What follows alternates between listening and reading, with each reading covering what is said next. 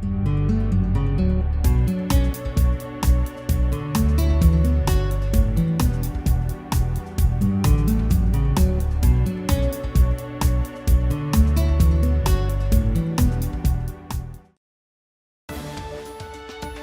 town of Plainville.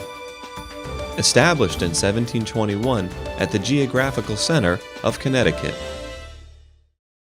Good evening, ladies and gentlemen. Thank you very much for coming to our meeting this evening.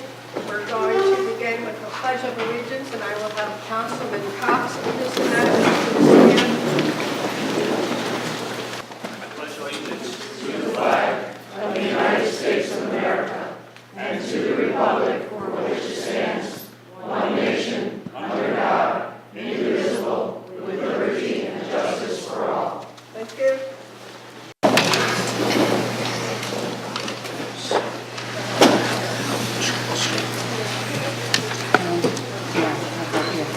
As you know, this evening, the first item on our agenda is a public hearing regarding the gap closure study report.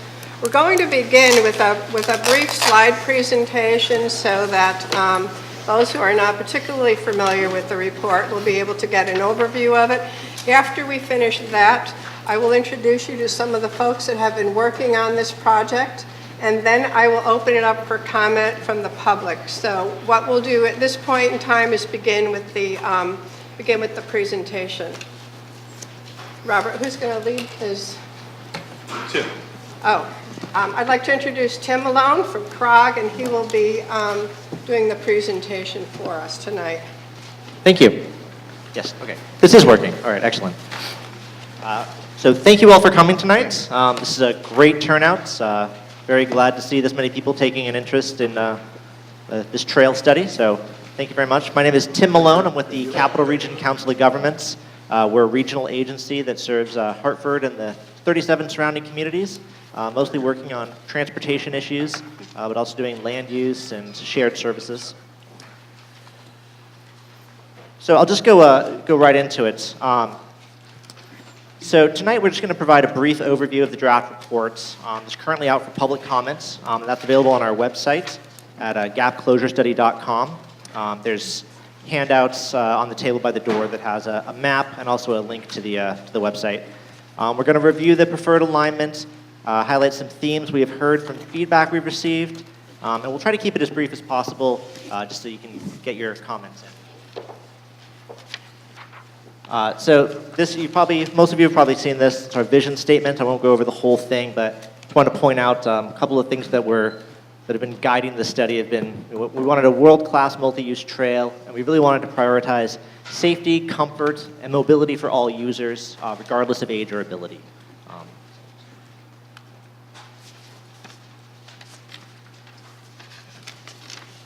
All right, so the draft that's available on the website is really, it's just focusing right now on the north-south alignment that completes the Farmington Canal Heritage Trail. The study has involved a second portion as well that goes from Plainville to New Britain. We're not doing that right now. We're kind of holding off on that. And so that'll come out at a later date, and there'll be another report, but we decided to release them separately just to not confuse people as much as we had been during the process. We published it on January 11th, and we're asking for comments to be sent to us by February 14th. And those can go directly to me. My email address is on the website.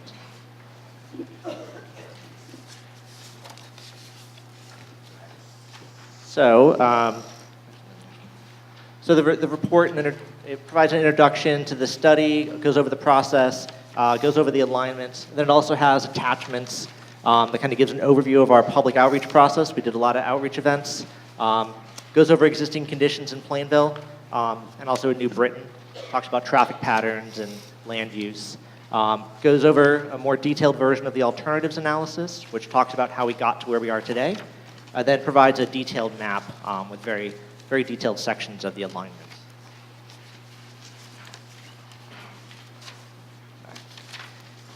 And we're trying to get this out to as many people as possible, so any help you can give us would be greatly appreciated. We sent it out to the town clerks in surrounding towns. We also released press releases. I saw the Current picked it up recently. We have a newsletter that's out there. We have a flyer, and we also posted a Facebook ad recently. Try to get as many people here and reviewing the draft as possible. But really the point tonight is to get feedback from you. All the feedback we hear is being documented, and it'll be transmitted to the town council for their review. It will become part of the record. We'll have a summary of all those comments.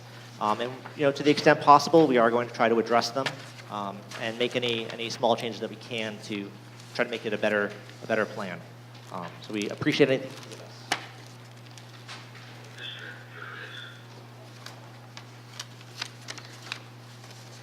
All right, so a little bit about the alignment.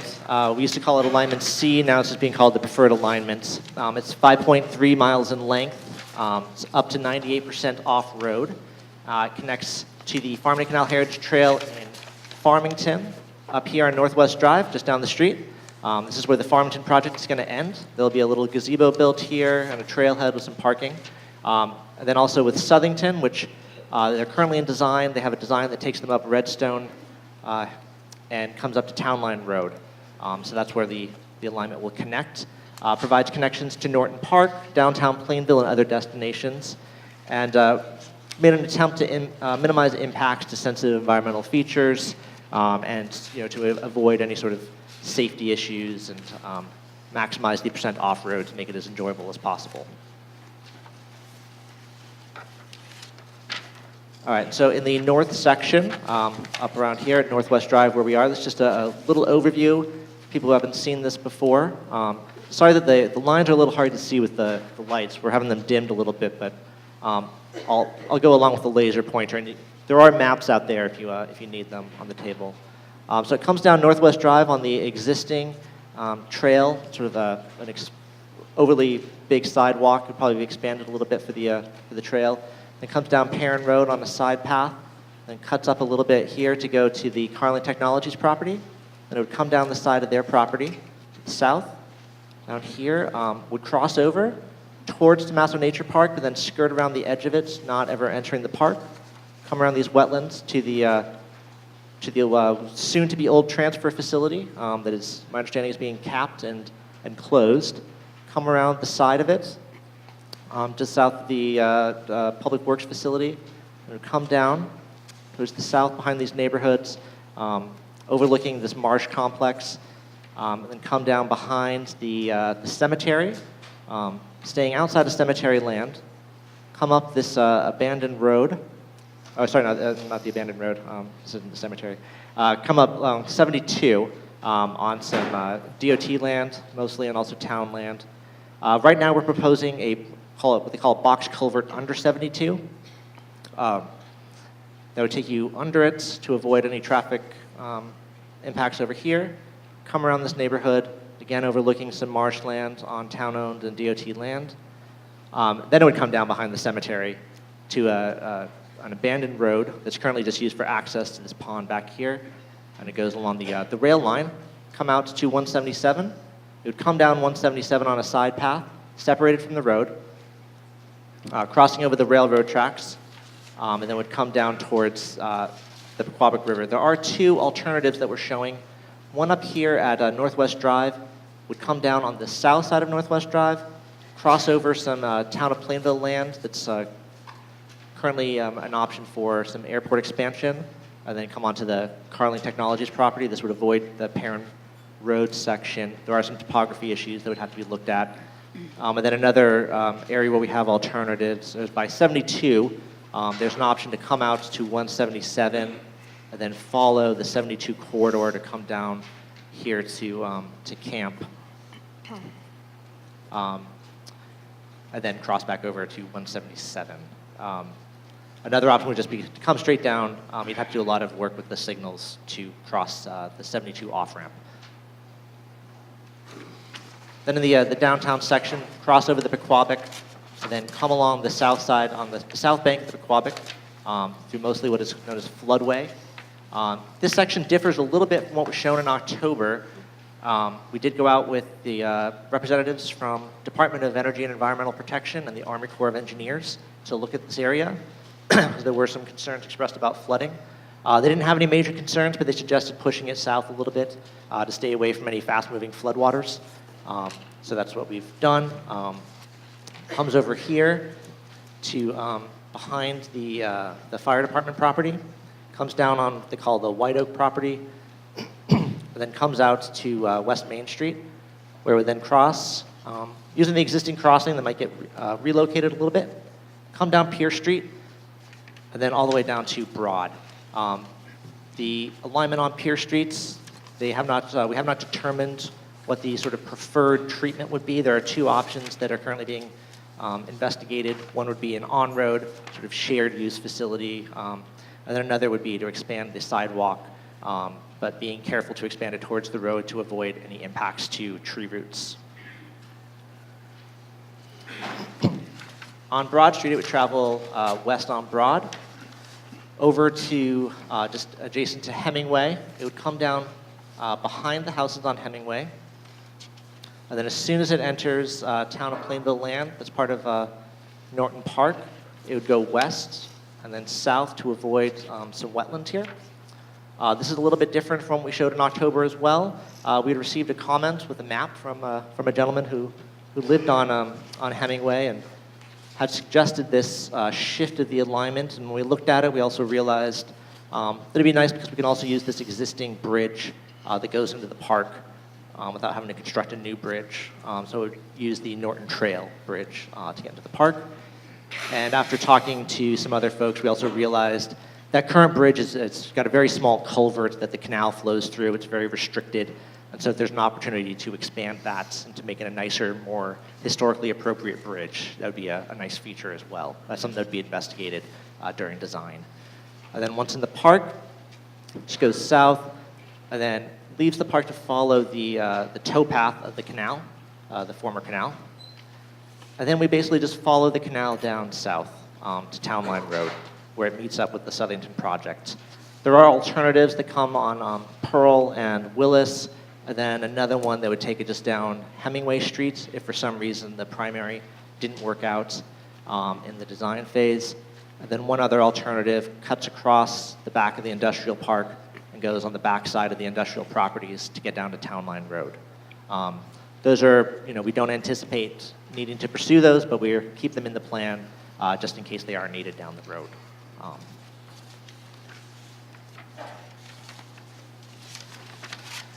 So we have had a lot of outreach, and we've gotten a very good response. I think when I did a count today, we had about 48 emails that we had gotten regarding the draft plan, so that was really good. Heard a lot of things about the alternatives that were looked at, the evaluation criteria. We've been getting feedback throughout the process, so after each step we've had a lot of feedback from people. October meeting, we had, I think, 35 comment cards returned to us with a lot of different feedback. We did hear a lot of concerns as well. In addition to support, people had concerns about security, property values, privacy, safety, impacts to the environment, some engineering concerns, especially with the Route 72 area, cultural resources and historic preservation, traffic and parking, and then property impacts. So just going over a few of those commonly heard themes. One of them that we heard recently is also cost and funding. So some people were talking about how the cost is too high, the state won't be able to find the money for it, and then also asking where the money for the study came from. And this is documented in the report and will be expanded upon in the final version, because we did hear a lot of this. The per mile cost is pretty much in line with existing trails. We looked at the other sections of the trail that have been built, and our estimate is, on a per mile basis, is pretty close to what they've done. It is a state DOT priority. We've been told that many times. Currently, the state does have some funding issues, I'll say. Won't go into those. But we have been told it's a priority, and it might not, it will eventually, we are pretty confident that it will eventually get funded. There are funding programs out there that can fund these sorts of trails, but that we will be looking for state or federal funding. And the town has expressed that if state federal funding is not available, the design construction process will not proceed. Even if the council votes soon to accept this plan. That does not obligate them to pursue the project. It does not obligate them to fund the project. It really just allows them to pursue it should they decide to. Just want to make that clear, because there was some, I think, confusion about what a vote to accept this plan would mean. Some people said that we didn't have a great process. Others had said that we did. Just to point out, it was an 18-month process. We had a steering committee with many different community representatives. We had 7 public meetings throughout the process. We had newsletters that went out, social media, newsletters went out in Spanish and Polish. We had newspaper articles written, preceding, I think, every meeting that we had in multiple papers. Town council briefings were given at quite a few of the town council meetings, even ones that we didn't attend. I know Town Manager Lee had provided those as well. We did send out Facebook ads as well. Tried very hard to get to as many people. For the October meeting, the town sent out letters to every adjacent property owner. There's also some concern about trail maintenance. The property owners will have increased liability risks, that the trail will put an onerous maintenance obligation on the town. I think I've said this a couple of times. I'm not an attorney, so I won't interpret the law, but our understanding of recently passed legislation within the past 5 or 6 years is that there's no additional liability for trail use. As long as it's not being charged for the use and it's open for public use, the town and property owners would not have any greater liability now than they would otherwise. The town is aware of the maintenance issues and they're planning for it. And in general, the costs have been pretty low in surrounding towns. A lot of times, maintenance, especially trash pickup and things like that, are actually picked up by advocacy groups who volunteer to come out and maintain the trail. There's a lot of trail maintenance groups in other towns, and that's certainly an option that could be pursued for this trail. Some other concerns that we heard: safety and security. There's going to be crime on the trail, but there might be safety issues where roads intersect the trail. Just based on the research, trail towns don't experience increased crime. I'm sure there are isolated incidents, but in general, the research does show that there's no uptick in crime in towns that have trails. In fact, in some, it's actually, I think, decreased. And really about those safety issues, the traffic engineers, when we get to the design phase, if it does go there, we'll be looking at not just traffic issues that might be caused by the trail, but also existing issues. So areas where it is crossing a road or going through an intersection, they're going to be looking at that, and they're going to be looking at ways to maximize safety for all the users. So for cars, for pedestrians, for cyclists. And so that is something that they're going to be looking at, and they will try to solve any safety issues there. And in fact, there's actually a potential that existing traffic problems could be solved through these improvements, that when they look at it, they could see, well, hey, there's a way to improve this intersection. Impact on property values. Again, towns around in Connecticut haven't experienced any effect on property values, and the research on a national scale has not shown any decrease in property values. In fact, oftentimes it's the opposite, and property values increase. Privacy. This is one we've heard a lot. The trail users, will be too close to their property, be able to see into people's property. And really, this is something that's going to be looked at in the design phase. That will be evaluating landscaping, fencing, and other options with the property owners to look at how best to preserve that privacy and to minimize any impacts. And I did just want to say we have recommended that any facility on Pier Street avoid impacts to existing landscaping. That was one of the virtues of that street, was the existing row of trees, and so we have looked at that and made that recommendation. Also, environmental concerns. There'll be damage to wetlands and disturb wildlife habitat. In response to these concerns, we did, partially in response to this, we tried to go as far out from Tomaso Nature Park as possible. We've consulted with environmental agencies, mentioned talking to DEEP. There will be an environmental review during the design phase, and we really expect there to be minimal impacts to wildlife or wetlands. And then there's also engineering challenges and costs, and really that's why we provided that alternative routing. If for instance, the culvert under 72 does prove to be too expensive or infeasible, then we do have other options that we would look at and that the designers would pursue. And one that's not up here that we have heard a fair number of times, we just recently in the comments that we received from people, are issues on Broad Street. And I wanted to clarify one thing about Broad Streets. In the report, we show 3 different options. One would be a trail on the north side of Broad, one would be a trail on the south side of Broad, and then one would be a trail down the middle of Broad. And there were concerns about a loss of parking or not being able to turn in particular directions out of driveways. That really only comes into play on the center option. Broad is very wide. It's very wide streets. That does actually encourage very fast speeds. What we would be looking on the north and south trail option is to narrow the roadway a little to allow space for the path without taking away parking and without restricting turning movements. We haven't settled on one option. That'll be evaluated in the design phase. There's a lot more traffic engineering that has to be done that we just couldn't do during the planning phase. So we've laid out those 3 options. We want to hear feedback from people. We want to know which ones are preferred, what issues people might have with them. But I just want to emphasize that no decision on what to put on Broad has been made. That would be done in the design phase, and all 3 of those options are still on the table. And it's actually possible that in the design phase, other options might emerge. And if you do have other ideas, we would love to hear them as well. So finally, I just want to talk about what happens next. So we're going to take all the feedback we heard during the comment period, all the written feedback, and all the feedback you provide tonight. We're going to be sending that to the town council. Going to prepare a revised draft, final report, based on the comments that we've heard. Integrate as many of them as we possibly can. Give that draft to the council for their consideration.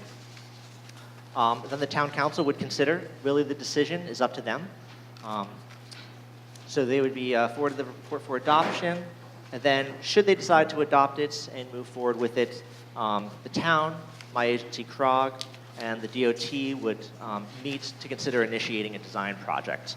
And that would be the next phase of the study where you really get to the nuts and bolts of the engineered trail.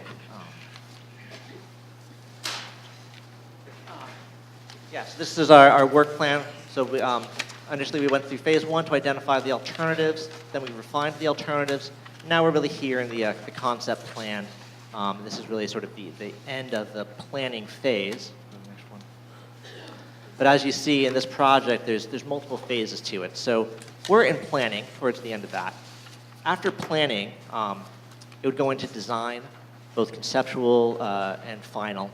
And that's where they would really have engineers look at, where exactly the trail should be within a right-of-way, within a road, what materials it should be made of, what traffic considerations should be included, what, if any, upgrades to intersections would need to be made. And they would be making all those really firm, concrete decisions about what happens. And then after that was done, and during that process, they will all be coming out to the public. They'll be asking for input on the preliminary design. They'll be meeting with property owners, and they'll be discussing these issues through there as well. Only then would it go to construction and then the trail opening. But I just want to emphasize, this is not the end of the process. This is really just sort of the beginning, which I know is frustrating for some people who really want to see it get built, but it would have to go through this design process first. So my contact information is up here. Tim Malone, the Capital Region Council of Governments. Any comments, you can send them to me. If you want to call me to just ask questions or make comments over the phone, feel free to. My phone number's right up there. It's a direct line. And with that, I will end our portion. So thank you very much again for coming.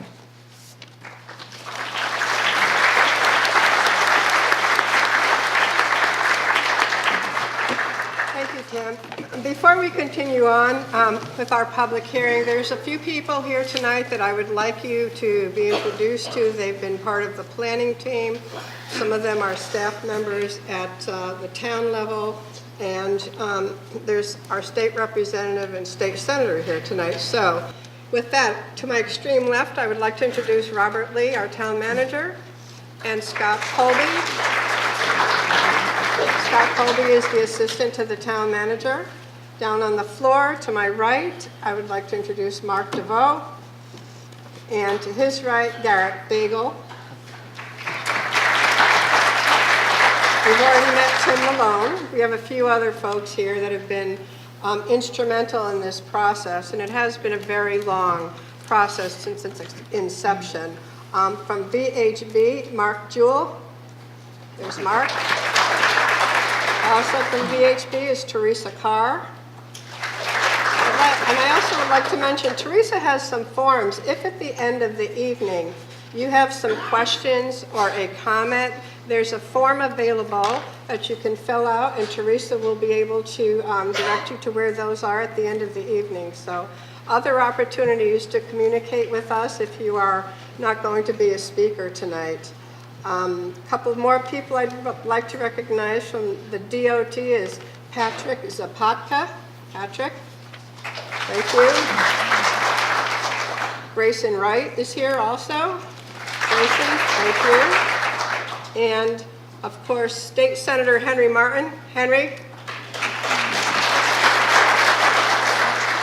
And our state representative, William Pettit. Okay, I think all the introductions have been accomplished. So what we're going to do is begin with the public hearing.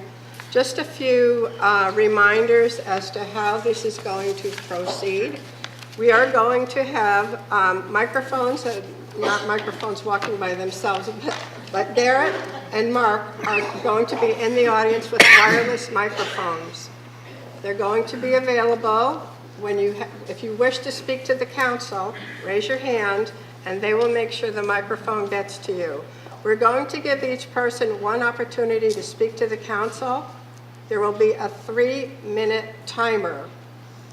At 2 minutes and 30 seconds, you're going to hear a tone, which is going to tell you you have 30 seconds left so you can wrap up your comments. At 3 minutes, you're going to hear a different tone, which is going to tell us that you've expired your time, and if you could please finish your comment, and then we will pass the microphone on to the next person that wishes to speak to the council. I appreciate everybody that has taken such a great interest in this project. It's certainly one that the town council has been looking at for a very long time. And everybody that's been affected or will be affected have been either contacted or brought into the loop. In addition to the comments that we're going to be receiving tonight, the town council also received a number of emails, both supporting the trail and opposing the trail. We have them here. There's a lot of them. Okay? We're not going to read these all tonight because it would take certainly a very long time. But to those folks that wrote an email to the town council and took the time to express their opinion, we thank them very, very much for their interest and their concern. So having said that, we'll begin the public hearing. If you wish to speak to the council, you first raise your hand, and we need your name and your address, and you'll be given 3 minutes to speak to the council. Does anybody wish to speak? Our microphone guys are going to find their way to you. Okay, back there.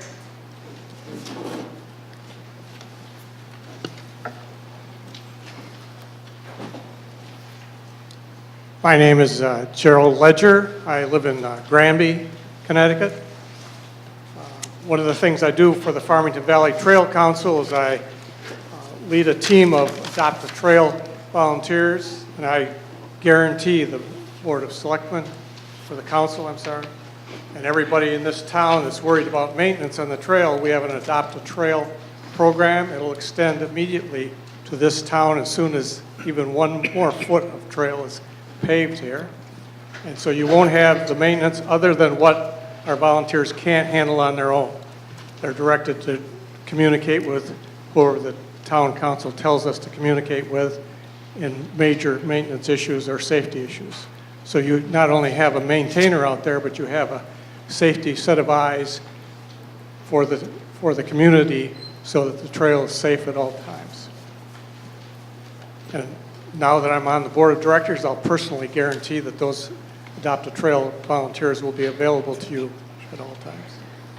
The other thing I'd like to observe in the 12 years that I've been using the trail, that it builds community wherever it is. You know, I would love to build community with the residents of Plainville and other surrounding towns here, which will invariably wind up in Granby once they're connected to us. And I will be down here more often than I am right now. Thank you very much. Thank you.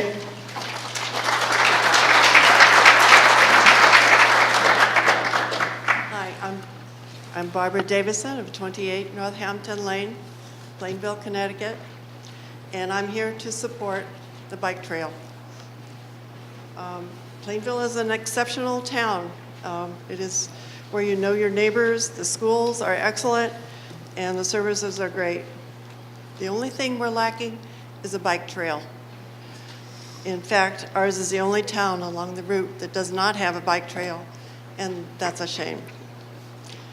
A great deal of time, effort, and money have been invested in this bike trail, and the proposed route is 98% off-road, which is a great safety factor. This trail goes through beautiful, normally unseen areas of Plainville. It goes through Norton Park and lots of other areas, downtown and along the trail, along the canal. This proposed trail is the best possible route. It connects us with Farmington on the north and Southington on the south.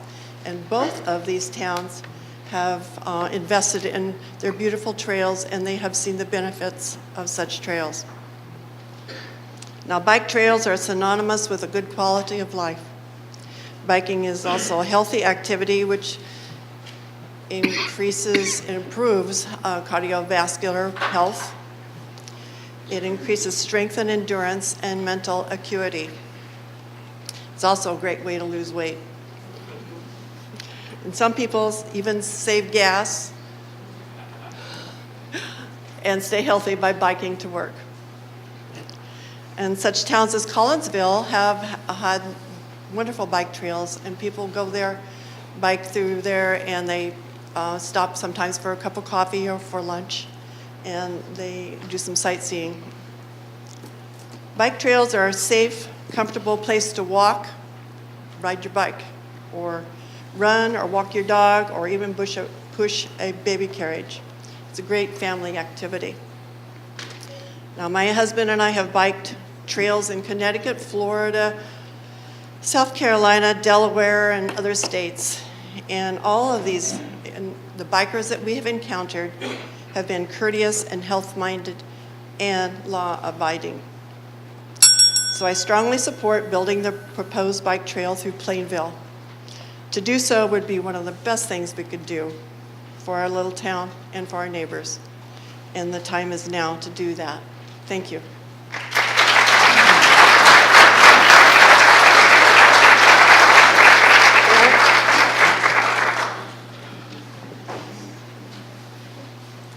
Good evening. My name is Val Doucette, 43 Reliance Road. I am chairperson of the Plainville Economic Development Agency. I'm speaking in favor of the Farmington Canal Heritage Trail, not only for the positive amenity it is, but also for the economic value it can bring to Plainville. I started my analysis by attending trail traffic counts from local sources. All trail users were counted as one group. There was no distinction between pedestrians and bicyclists. The Capital Region of Governments, Prague, report as follows. In 2011, on the Farmington Canal Heritage Trail in Plantsville section of Southington, there were an estimated 111,635 annual persons trips. By 2013, that number had increased to 115,274 person trips. More recently, a separate count along a section of trail that runs through the center of Southington, an estimated 177,849 person trips. The Farmington Valley Trail Usage Study 2013-2015. This study looked at trail uses in Farmington, Canton, and Suffield over the study period. Trail counts were taken, and annual regional trail system totals per year ran from a low in 2013 of 262,800 to a high in 2015 of 326,000. All estimates were made by counting actual trail users and applying extrapolation factors provided by the National Bicycle Pedestrian Documentation Project. Both of these examples illustrate the volume of pedestrians and bicyclists that could conceivably be visiting Plainville. All of this bodes well for economic development. A more recent November 2016 report was authored by the Tri-State Greenway Coordinator, Connecticut resident Bruce Donald. Some of the facts from that report. Studies confirm that every dollar spent on building trails returns a multiple of that yearly. Trail-based tourism creates revenues in direct spending, making businesses more profitable. Trails reinvigorate municipal centers. Visit Collinsville, Southington, Simsbury, or Unionville on a sunny weekend day and be very impressed. Safe and convenient bike and pedestrian access enables individuals full participation in the local economy.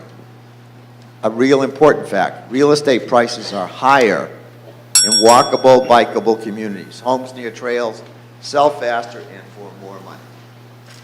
Finally, I looked at a study by the SUNY New York, which is a trail that runs from Buffalo to Albany. It's 360 miles, most of it's cinder trail in the rural area. It produces an economic annual impact of $700,000 per mile. There will be 5 miles of trail in Plainville. You could extrapolate as high as $3 million, but it would seem it would be at least $1 million of annual positive impact for Plainville. Thank you. Thank you.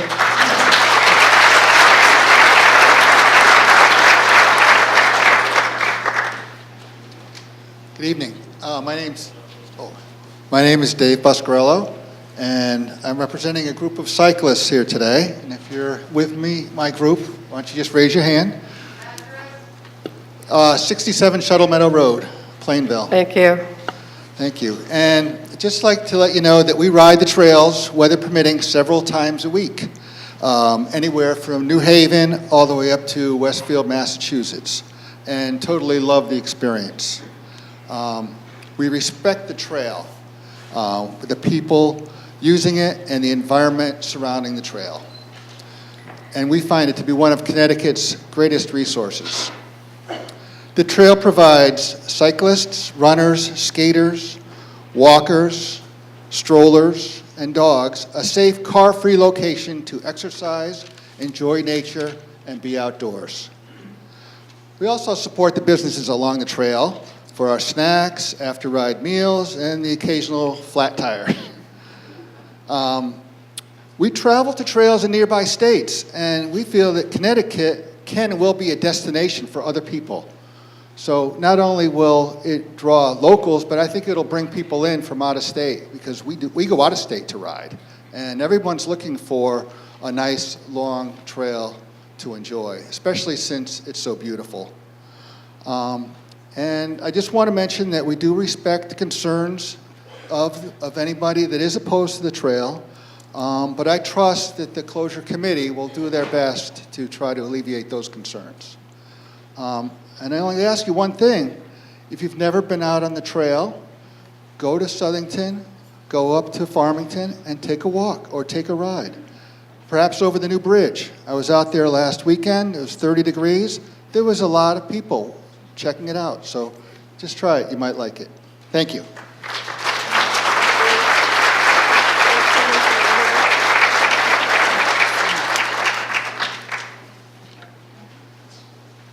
Thank you. My name is Craig Della. I'll probably get the long distance award tonight. I live at 62 Chestnut Street in Florence, Massachusetts. Did we get your address, sir? I'm sorry, I didn't hear. 62 Chestnut Street in Florence, Massachusetts. I live 8 feet from the oldest municipally built trail in southern New England. And if there are people here that really wanted to take up my offer, we operate a bed and breakfast there. And I'll give a complimentary weeknight stay. Craig DP 413 at Gmail is my email address, and I'd be happy to do that.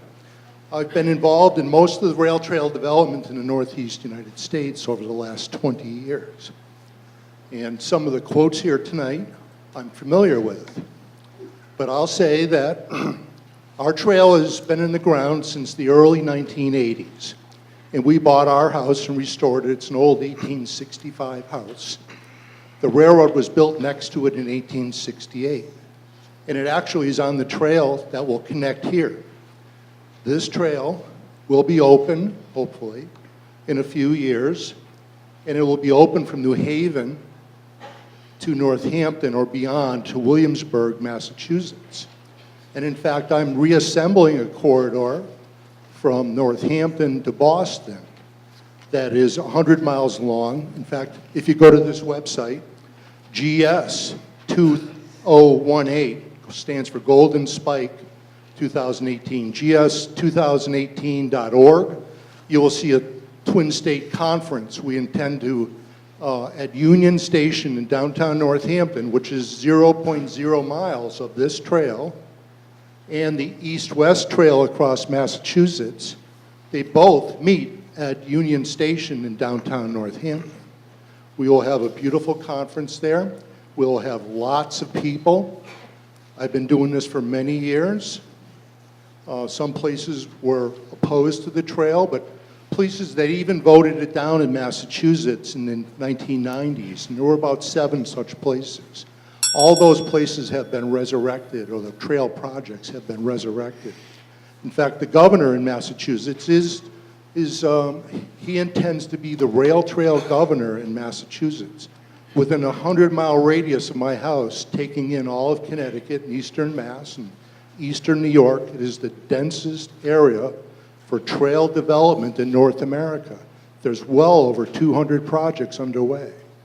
This is simply unseen anywhere else in North America. Thank you for having me tonight. Thank you.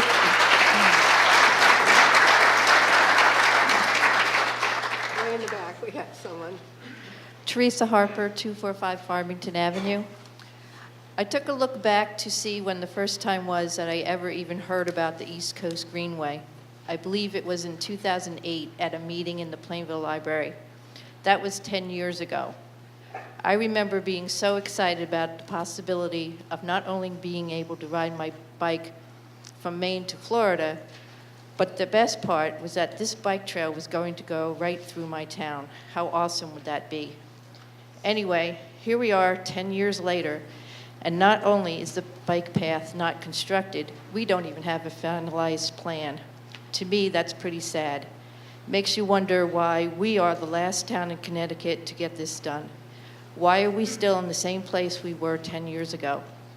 I think the citizens of Plainville need to realize that this project is bigger than a particular street, neighborhood, town, or even the state. This trail will be part of the East Coast Greenway. People from states all along the eastern seaboard potentially could be riding through our town, but not if we don't get it built. Look at the possible good this bike path can bring to Plainville. Visitors to town spending money in Plainville, connecting Plainville to other towns in the state, connecting Plainville to Connecticut Fast Track, in the future being part of the East Coast Greenway, potential for property values to go up, cutting down on pollution when we're able to bike more and drive our cars less, exercise for better physical and mental health, a potentially safer means of transportation, reduce congestion on our roads. I hope the town council and everyone who lives in Plainville can embrace preferred Route C and help move this project forward. Let's make the bike path in Plainville a reality and not just a dream. Thank you.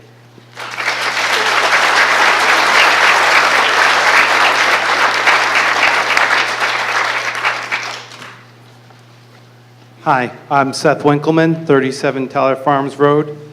I'm here to say that I support the Greenway. Originally, I'm from Wallingford, and back in, I would say about 20 plus years ago, I enjoyed the nice paved area and go for walks with my family. When I moved to Plainville in 2006, I was pleasantly surprised by all the community here and was very happy to be part of it. I belong to the PFRN, which was a great way for my family to meet all the children in the community around us. But what I experienced was a lack of a place for my kids to ride our bikes safely without people worrying about texting drivers, people driving distracted on the road. There was no place for them to take their bikes unless they piled them into the car and drove them to Norton Park, which has a gravel road, and still there's people riding around and it's not as safe as you like.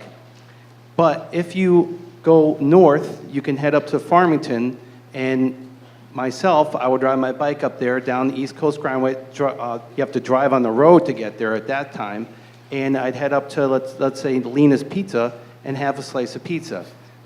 Recently, I took my kids down. We went down to Southington, and we walked from Southington all the way down to Zingarella's Pizza and ice cream. So it's a great way to get out with the community and to see everybody else laughing and smiling, having fun with their families. In 2006, I was living on Broad Street. Now, when I lived on Broad Street, one of the things that happened is during the summertime, I opened my windows up, and I couldn't listen to the TV. I don't know if anybody here lives on Broad Street, but the biggest problem is that you open the window up, and at night, they're flying down the road, and you can't hear the TV, motorcyclists, fast driving. And I talked to Mr. Lee, and at that time, I had talked to him, and he put in the crosswalk that goes over to Hemingway, which I really appreciate for my children at the time. And that would bring us over to Norton Park. But the biggest problem I saw was the huge wide area in the road that people use as a speedway running through town. And it was a residential area. Instead of being on West Main Street where all the businesses were, they were using Broad Street, escaping all of our local businesses. So we should keep our business traffic on the business roads, residential traffic on Broad Street, and I think it'd be a great place for a bike trail. Thank you.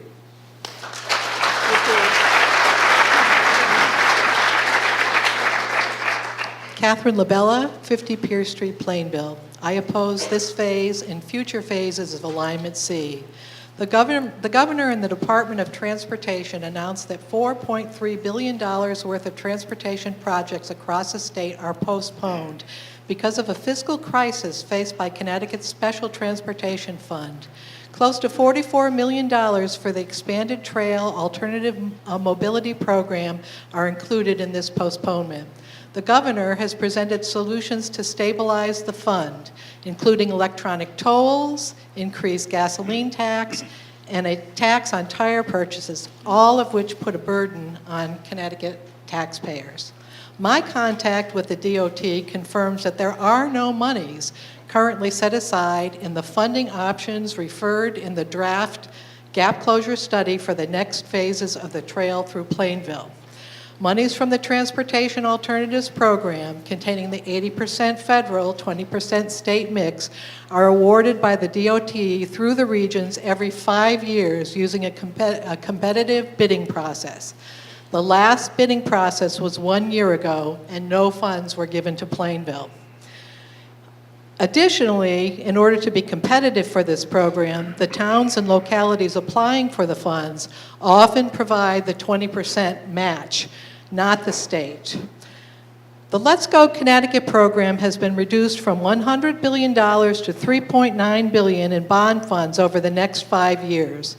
Unless the budget improves, there are no monies in this program set aside for the gap closure in Plainville. That leaves an option in the draft study where the town of Plainville needs to raise funds and provide manpower for all but the construction phase of the path, even though we've been told that the funding for the next phases would come strictly from federal and state levels. Additionally, the draft study confirms that Plainville will be responsible for all trail maintenance after it is completed, putting an additional burden on Plainville taxpayers. To our legislators, town council members, and town employees, respectfully, it is fiscally irresponsible to expend federal, state, and local tax money on a recreational trail when Connecticut has major infrastructure issues that need addressing, including bridges, the Mixmaster, and the accident-prone Routes 91-15 interchange. Additionally, Connecticut cannot safely maintain its existing parks, nature centers, and recreational sites, as evidenced by budget cuts affecting lifeguard coverage, trail maintenance, rangers, seasonal staff, and the availability and hours and operation of these sites. Thank you.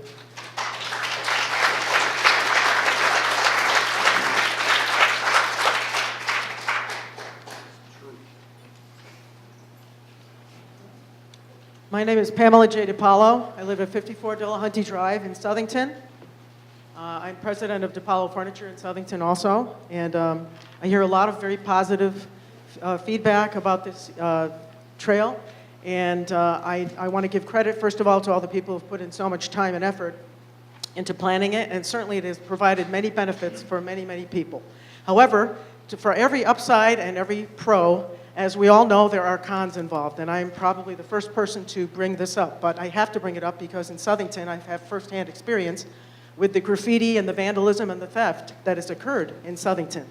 So these things have to be addressed. If you're going to continue to expand the trails and enhance the trails, these problems have to be addressed. So we have had stolen benches in Southington, and we have had vandalism and graffiti along the trails. Obviously, there have been wonderful events that have happened along the trails also. But you can't just talk about an event this big that affects this many people and not talk about how to correct the things that are going to be drawbacks. So if I can say that if this panel and the town council can solve some of these problems with security issues and the theft problem so that it prevents us from having to spend more and more money on police protection or prevention of vandalism, and my buildings were vandalized over the past years also, so it's very unpleasant to have that happen. So I think that certainly there are some obstacles to a complete unmitigated success of this trail, and those are some of the things that need to be addressed. So the enthusiasm that is here today is a wonderful thing, but in order to protect that enthusiasm and to protect the ability of people to have a good time and to have fun, there's the behind-the-scenes work. And I know this as a business owner, too. You know, you try to do your best to make sure that this is a good project for everyone. But in order to do that, there are some negatives that have to be figured out. And I would like to see this panel pay attention to some of those things. And that has not been talked about at all by, what's his name? Mr. Malone has not discussed any of those things. So I'd like to call you and maybe talk to you about that, Tim, and some suggestions as to how you could solve some of those serious problems with vandalism and theft, because you can't just ignore that. You know, you want to be sure that the safety issues are there, that the lighting is there, all the good things that everyone can enjoy can be protected and done so within a certain budget as well, without having to exceed the budget or go overboard with that. Thank you.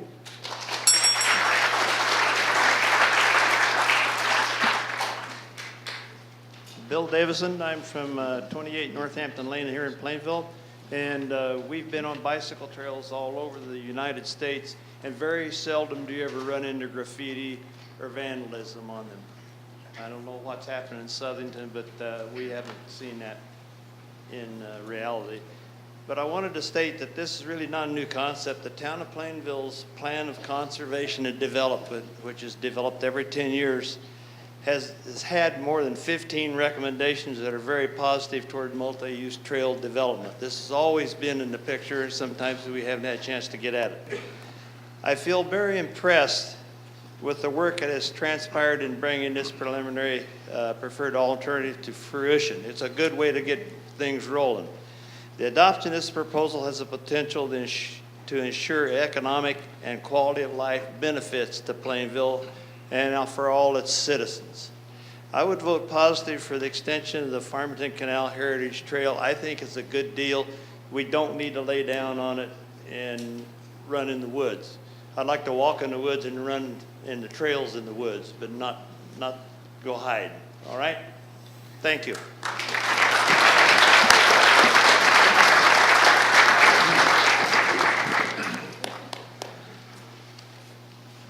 Good evening. My name is John Thomas. My wife and I purchased our home at 103 Broad Street, moved to Plainville last year in the fall. I am pro-bike trail, however, I'm here this evening to speak in opposition to Alignment C proposal of the gaps closure study for several reasons. My wife and I have a young son who's only 18 months old. We moved here seeking a safe and quiet neighborhood in which to raise him. I think that is what all families want for their children. Since our arrival, everyone we've met in Plainville has been very friendly and welcoming towards us, and we really enjoy living here. I'm concerned on the safety perspective. As a homeowner on the proposed route, I can state without exaggeration that vehicles traveling on Broad Street frequently exceed the 35-mile-an-hour speed limit, with many driving 40 to 60 miles an hour. As per the town traffic congestion stats, in your existing conditions assessment table 1, An average of 8,700 people drive on it daily. This is not a bike trail environment. This makes Broad Street one of the busiest streets in this part of town, aside from the highway and Main Street areas.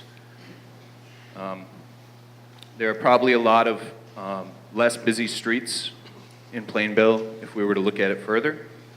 Placing the bike path down Broad Street Boulevard option in the center would limit residents to making only right turns out of our driveways, forcing us to drive blocks out of our way to get to the center of town or to get to work.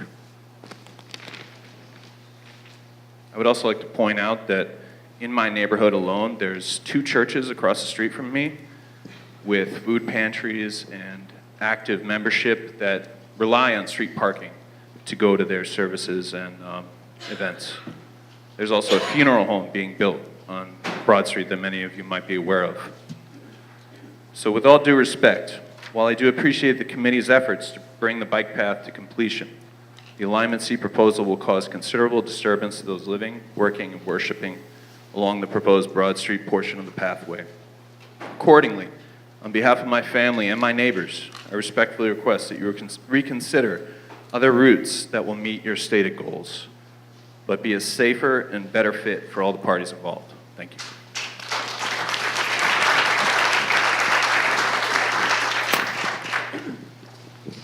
My name is Barbra Martin. I live on 6 Condale Lane in Plainville. And what I'd like to do is speak up for all the neighbors, certainly in my neighborhood, which would be from Norton Park down toward Town Line Road. The way that this is constructed right now, it abuts our backyards. I really spend a lot of time, like I know they do in the summer and the fall, on my deck. I have a pool back there. To have all these people going by, and it sounds like there's going to be quite a few using this trail. We've lost our privacy. It's going to be noisy. It's going to be, I'm worried about my safety being in my home. And I really would like to be able to enjoy my backyard like I'm sure all of you do in the summer without worrying about this. Now, if we could maybe, if this is going to come to fruition, if we could move the construction of it back to where the towpath is, which is further back from where our property is, that would be better. That would be much better for us. But it really is concerning. It's very concerning for me. We're losing our privacy certainly in the front of our houses because they're expanding our cul-de-sac to put in 10 more homes. So that's going to be construction going on for God knows how long. So there's no privacy in the front, and now we won't have any privacy in the back. So I ask you to consider that as you're going through the process. Thank you.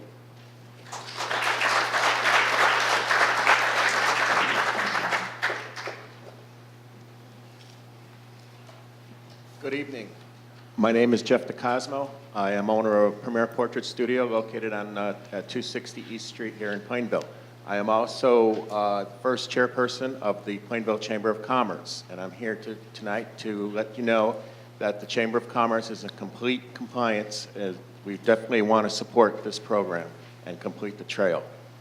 We believe that it will be a great economic opportunity for the members, for the downtown merchants, and for the town of Plainville. We think it would be a great move. With that, I'm going to turn it over to one of my board of directors, Richard Williams, to finish off our program. My name is Richard Williams. I'm the owner of the businesses located at 1 Northwest Drive and chairman of the Economic Development and Legislative Affairs Committee of the Plainville Chamber of Commerce. Good evening. It is the mission of the Plainville Chamber to work together to improve the overall business climate and to enhance the quality of life of our community. We believe that closing the Plainville Gap in the Farmington Canal Heritage Trail is a project that contributes to both of these objectives. We can all wish that the Plainville Gap and the Farmington Canal Heritage Trail could be closed by running the trail down the railroad right-of-way, as it has been done in many other towns. But wishing is not going to make that happen. The fact is that the tracks in Plainville are still active, providing economic benefit to certain businesses in Plainville with corresponding benefits to the town and the residents of Plainville. So if the gap is going to be closed, it must be done by developing and utilizing an alternative route. We have reviewed the draft gap closure trail study, and based on detailed analyses and conclusions presented in that report, we believe that Trail Alignment C is the best available option for closing the gap.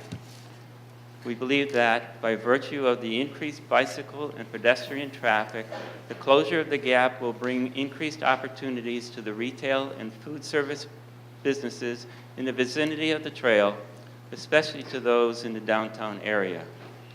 It will also result in increased awareness of other businesses as people travel to or from the trail. It's been reported that communities such as Southington, Unionville, Collinsville, and Simsbury have experienced significant economic benefits as a result of trail development through these communities. Equally important are the recreational benefits that closing the gap will bring to the residents of Plainville. As a frequent rider on the trails to the north of Plainville, I know firsthand the benefits of getting out into the fresh air, enjoying areas that are not readily accessible by other means, and burning a few calories in the process. Bringing increased access to Plainville residents will bring new opportunities for healthy living and a greater appreciation of the beauty surrounding us in this town. Thank you. Thank you very much.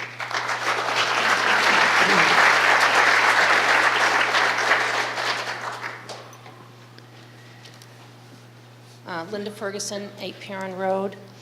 First, I want to say that I'm opposed to the gap closure designed for Plainville. One of the things I'm concerned about the funding. Because of today's economics environment, we're seeing that federal funds are decreasing to the states, which are decreasing to the cities and towns. And in Plainville, as we all know, we just got hit with a supplemental tax bill. I think socially we have to think about what we're doing here. We have parents who are concerned about whether they're going to have services for their children. We have seniors who potentially are going to be having their financial assistance taken away from them. And they're living on a day-to-day basis wondering what's going to happen next. I think we have a social responsibility to make sure that we're looking at what's best. Is this the right time to be doing this? Is this where we want our money spent? I think we have to take into consideration that we have to look at what the needs are for the many versus what is the wants for the people who want to do this. It's not that people are objecting to this, it's just in today's economy, is this the right thing to be doing at this point in time? Thank you.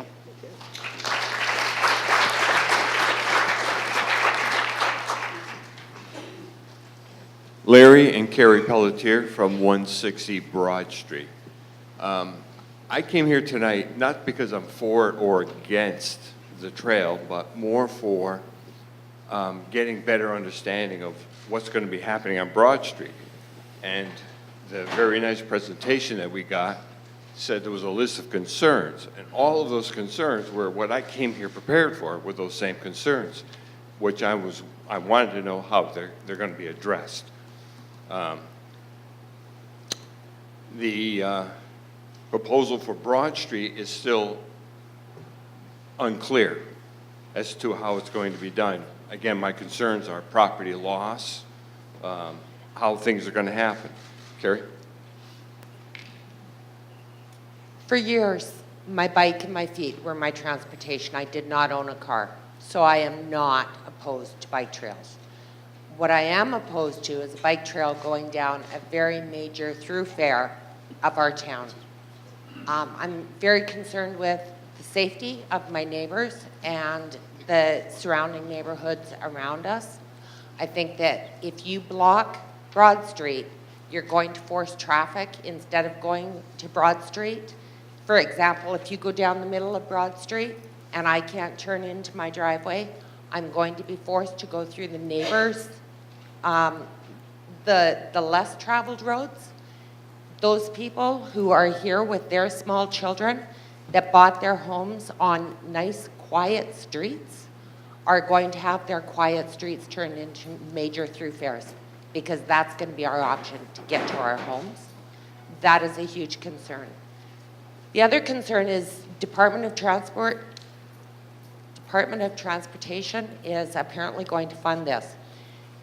We got a notice the other day, and I don't know who else got one, but we're being taxed on something, and I'm not really clear what it is, but we have to come up with money on our registration because the state has failed to provide promised funds to Plainville. So now we have to pay more money for that. So where is the money going to come from the Department of Transport? I don't think it's going to be there. So on behalf of my husband and I urge you, if you're going to do this, find an alternative route. Don't go down main streets in our town. Thank you.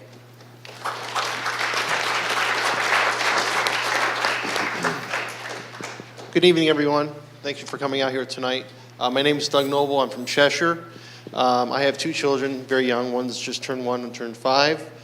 I'm on the board of directors for the Farmington Canal Heritage Trail, the southern section, and we've had success in Cheshire. We actually just opened up 2 new sections. Has anybody been down to that? What do you think? Okay, great. All right. So we had some funding issues back then, and we got what's called a Tiger Grant. So the federal government will kick in certain monies. According to the State of the Union, President Trump is supposed to be kicking in some federal funds to DOTs all over the country, so hopefully we'll get some funding from the federal government there. In regard to safety, I'm actually on the Traffic Safety Committee for Yale University in the city of New Haven, and we have addressed many issues with traffic and impacts on local streets. And has anybody been to Lower Manhattan?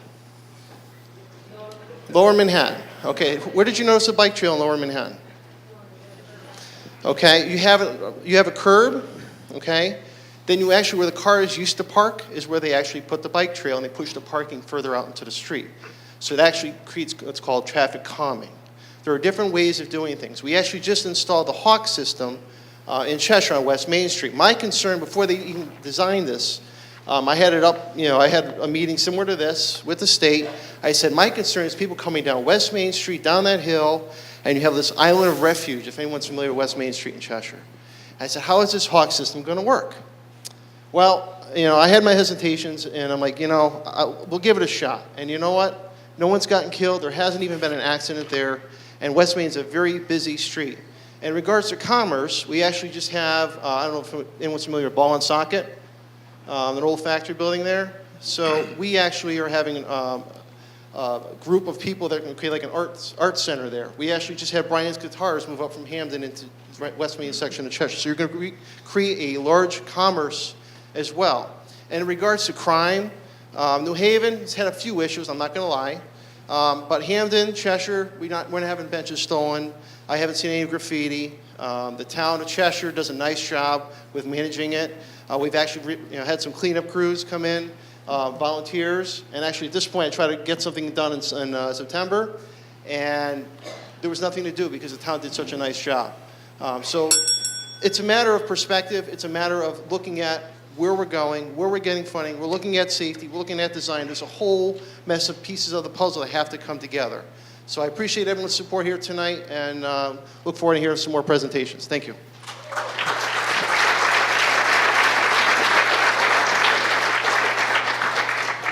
Well, it looks like there's a couple of people from Cheshire here tonight. My name is Tobin Hittem, 1113 Waterbury Road in Cheshire, and I'm an avid biker, but my first point would be, this is not about bikers.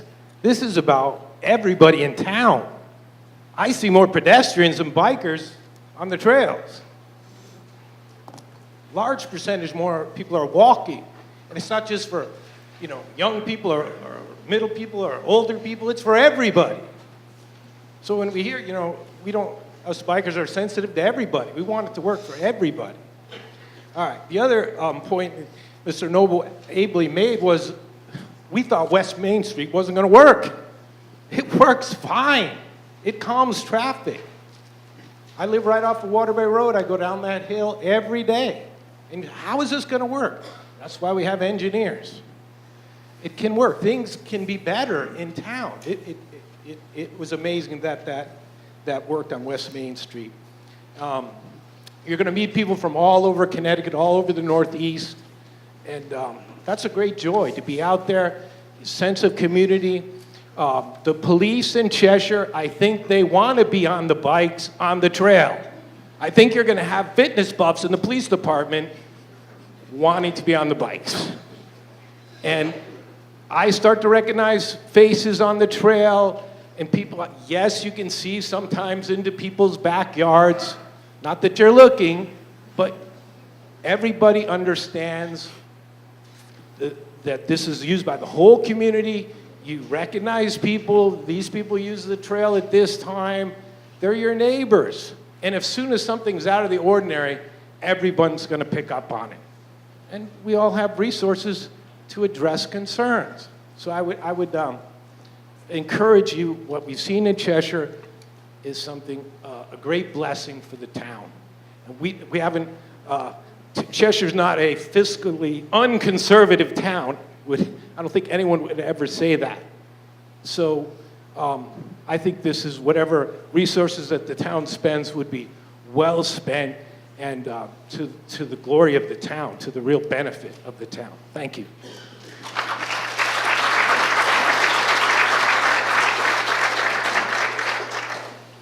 Roberta Loria, 18 Perrin Road. I oppose any current or future trail design, alignment, or project that will be near or abut any residential property in Plainville. If there are no rails available in Plainville, there should be no trails. Through town council meetings, we have learned the planning phase of this project that we are in now will cost taxpayers approximately $300,000. People have come here and talked with you publicly regarding the negative social impact that our lack of funding is costing some of our most vulnerable residents, such as seniors and children. The town is currently facing its own constraints with a $1.9 billion deficit, along with about a $2 million shortfall on our self-insured town employee health fund.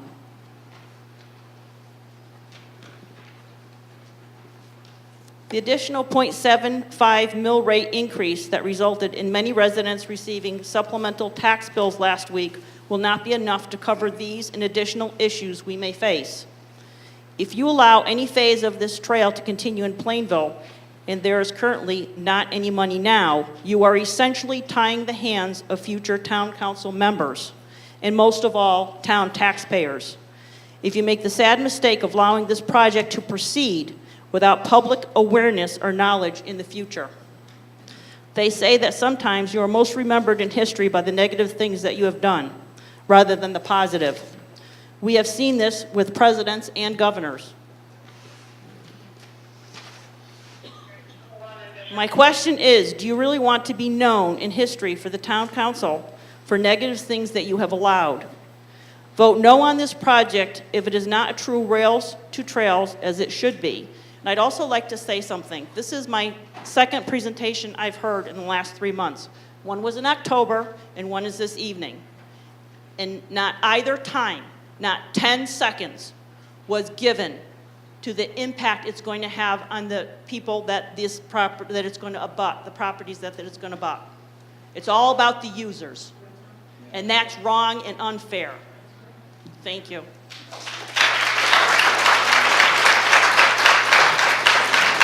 If I can just make a comment before we go to the next speaker.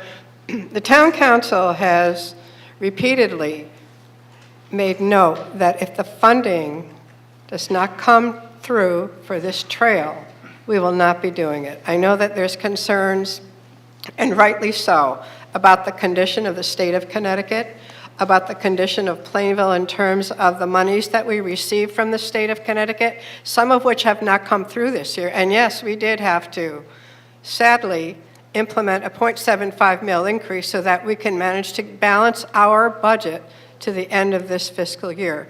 But again, I have to say, the town council has always taken the position, and I trust will take the position, if the funding for this project does not come through as we had hoped, it won't happen. Thank you. Okay. Yes, hello, my name's Tim Miller, 19 Neal Court. I'm also a Plainville police officer, so I have practical experience with Rails to Trail. In my 15 years here, I've gone to vehicle versus pedestrian, vehicle versus bicyclist, and I don't want to say it's because we lack a trail, but it doesn't help that we don't have a trail. I ride the trail exclusively. I ride 100 miles on the trail last year, no problems. I've gone from Massachusetts to New Haven on my bike, and every time I get to my hometown of Plainville, I just say, okay, where's the trail? Because now, as a police officer, I know people are in their cars and their cell phones, they're eating, they're applying makeup. I've had a few close calls on Route 10 in Plainville, whereas I didn't have a close call on a trail in Massachusetts, Farmington, or Cheshire. Okay, so it's very safe for me to go on the trail. I also have grandkids that I've taught how to ride bikes on the Farmington Trail, so I have good memories. I have good memories of teaching them on Farmington Trail, going to LaSalle's, having a pizza and ice cream, going to Collinsville Canoe, getting on a paddleboard, all that because of the Rails to Trail. I probably would not have done that if it wasn't a Rails to Trail. So I would say, let's build this trail, let's do the best we can and leave a legacy for our kids 100 years from now where they can enjoy this trail as well. I do appreciate your concerns, the people that live here. I live here too. There's going to be challenges, but I think we can overcome those challenges. Thank you.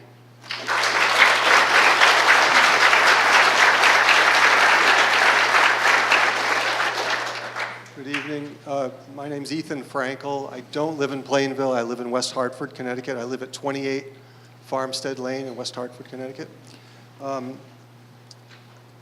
West Hartford has restaurants and shopping.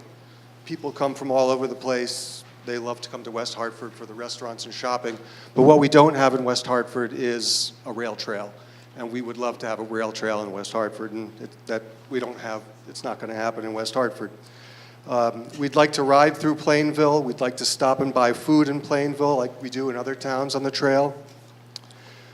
In riding from New Haven to Westfield, Massachusetts, I've noticed that homes all along the trail go out of their way to connect to the trail. So people are building little bridges to get over little streams to get to the trail. They're putting gates in the fences in their backyards. They want to get to the trail. When they advertise their homes for sale, we live in close proximity to the trail. That's the first thing they say. Being close to the trail raises the value of your homes. It's obvious. Roads like your Broad Street, we have roads like your Broad Street in West Hartford. They need traffic calming. And the plans that you're doing here could include, sounds like they're going to include traffic calming, which there are measures that are taken to just slow traffic, and it sounds like this trail would probably slow traffic on Broad Street and make it safer than it is. Please don't let fear derail the trail. This trail will enhance life in Plainville, and I'm looking forward to coming to Plainville and enjoying it. Thank you.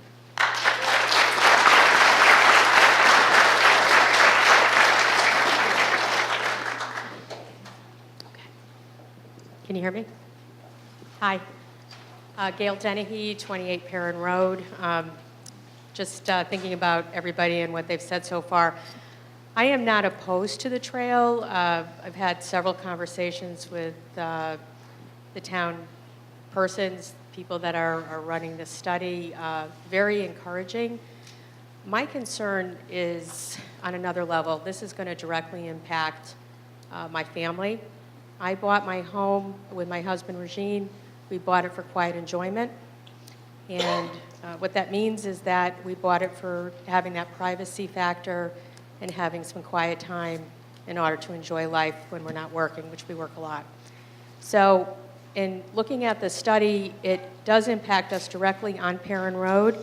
And I think that there were some other trails that could have been considered, and for different reasons they may not have been.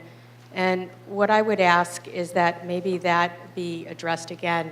One of my neighbors just talked about the fact that this was to be rails to trails, and this would be, in our area, trails that would actually be constructed and would take away from that quiet enjoyment.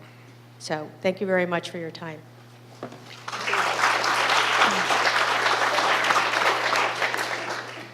Hello, my name is Rebecca Martinez, 8 Irving Road.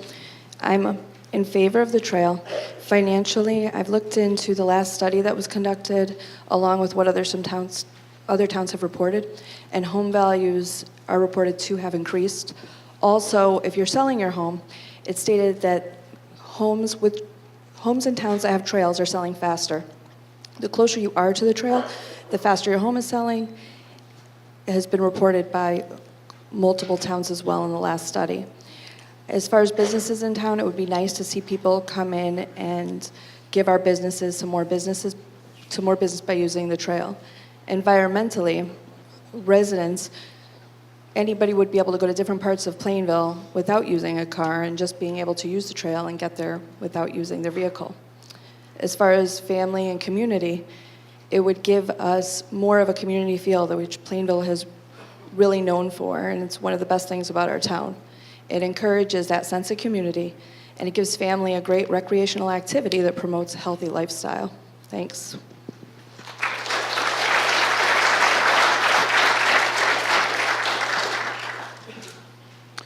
My name is Tom Warnock, 11 Eastwood Drive. I'm chairman of the Plainville Park and Recreation Advisory Board. As a board, we're always looking into enhancing recreation activities in the town. We feel that this will give a good opportunity for families to walk and ride the trails. It's a good opportunity. Other towns have a lot of success. I had an opportunity to use almost daily walking in Simsbury when I worked out in Simsbury. And strangely enough, my aunt lives up in Northampton, so I'm familiar with up in Northampton. Plainville does have some challenges on how to get from one point to the other on the trail, but I think after we complete it, it's going to be a complete success, and it will add to the value of the town. We're also concerned because it's going through Norton Park, and that's a real big concern of ours. It's a concern because it's very active, and we want to see more people come through. A bike trail through there would add a lot more to the value of the park. So I ask that we support it, and I hope that you'll support it. Thank you.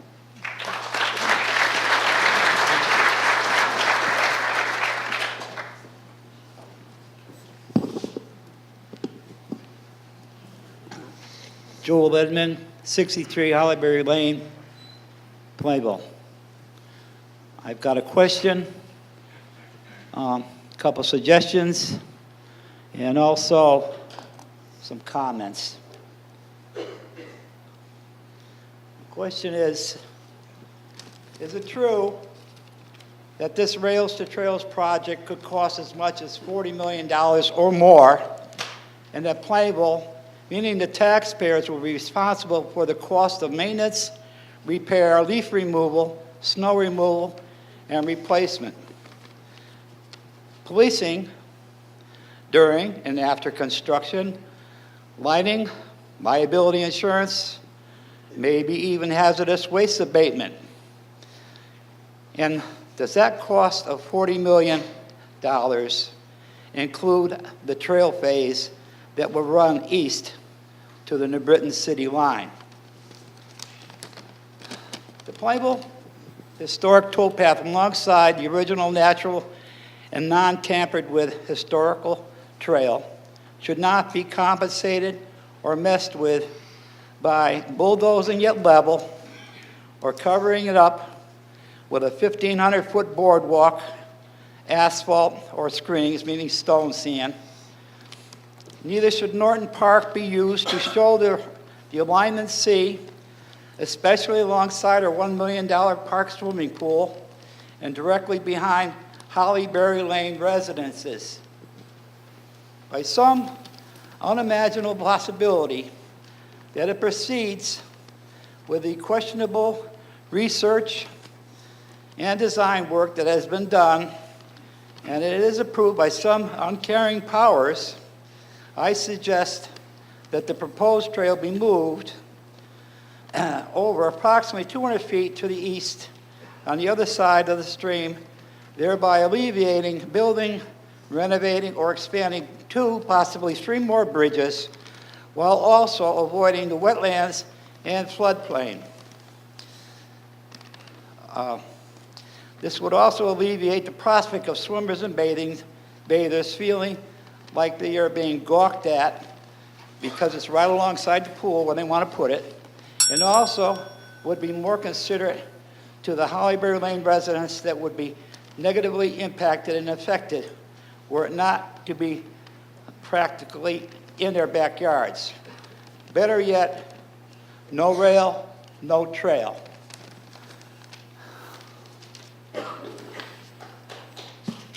I'm not done. I'll come to my comments. You have 30 seconds, Mr. Edmond. Oh, sorry. All right. Thank you.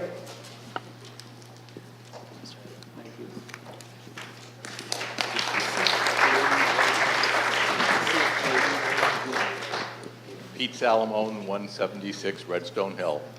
My alternate address might be milepost 28 on the Farmington Canal. I regularly use the trail.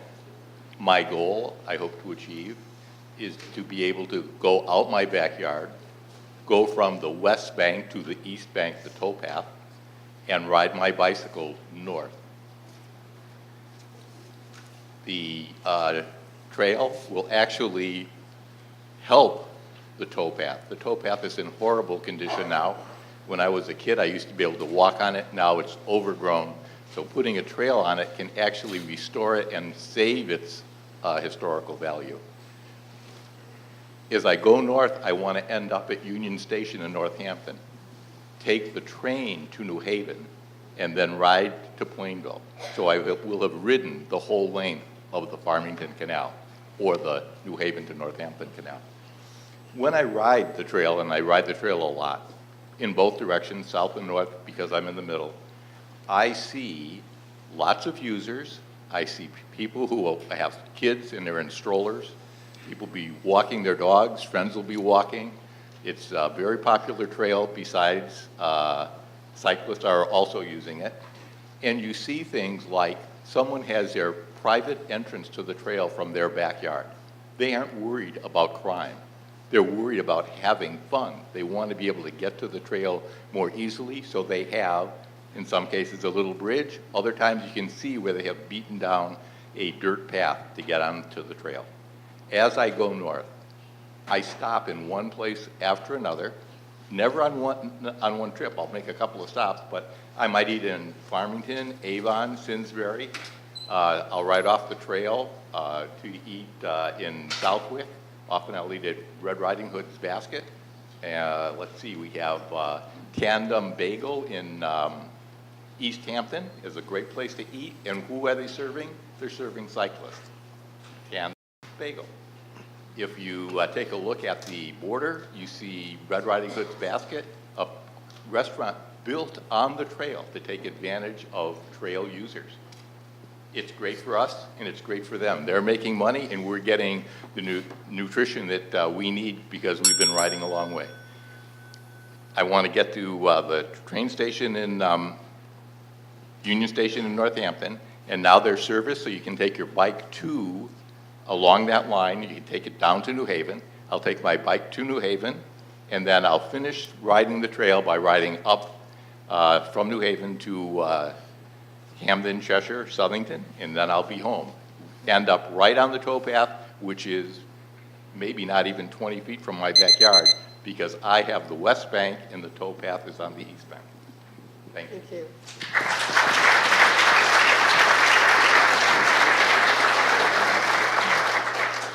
Good evening, and I just want to thank the town council members for having this public hearing. And Linda Pergodich-Reed, 11 Sachem Road in Plainville. My daughter has moved back to Plainville. She has a young daughter. They would love to be able to use the rails more often. We often have to load our bikes, go to another town to do our recreation. We'd love to be able to do it right here in our own town. And it's important that I second what the gentleman just said. When I'm on the rails, I often stop. I'll support other communities because the bike rail is through there. So we stop, we have lunch, we have desserts, whatever. So I think it's really important that Plainville finish this line.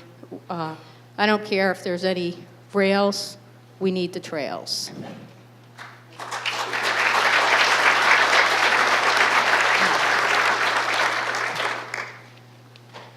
Good evening, fellow and esteemed council members. Well, I'm not your fellow, but all the fellows here. My name is Hope Fish. It's 69 Broad Street. I just wanted to pledge my support for tonight's plan for the bike trail. I understand everybody's concerns and things. I have traveled nationally and internationally, ridden in Amsterdam and also on that great Manhattan loop that the former fellow was talking about. You could take your bike on the train to New York and ride it. It's really quite cool. You can eat everywhere and see the museums. In the travels with my family and with friends, the most profound memories that we have are the places that we have had the best time where we could get out and experience the culture and experience the people. Those are the treasures that you remember and the places that you re-frequent and that you'll tell to other people. As far as funding and plans, those things will always be issues in future things for a city or for a town. And when people pull together, you realize you've achieved a great and wonderful thing. I think Plainville has the ability to bring that about. And just think, this is the last piece of the trail. You could be the golden spike, like the railroad, you know, and have a big to-do and raise money that way. Thank you for letting me speak.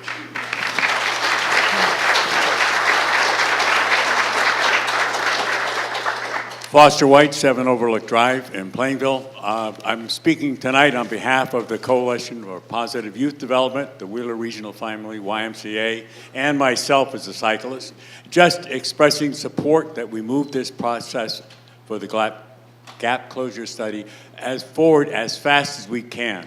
And for those of you who are kind of still up in the air about this or not sure of it, I think we ask you to do one thing. Just go out and look at the trail, walk on the trail, and you will see young families out there exercising, getting fresh air. If you're lucky and you go down from Cheshire down towards Hamden, you will actually see a restored lock from the old canal and the lock keeper's house.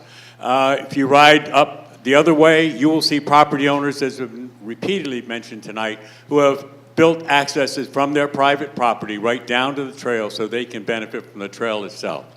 I commend the council for its study and work on this effort and moving this process forward, and urge that it be moved forward as fast as possible. Thank you very much.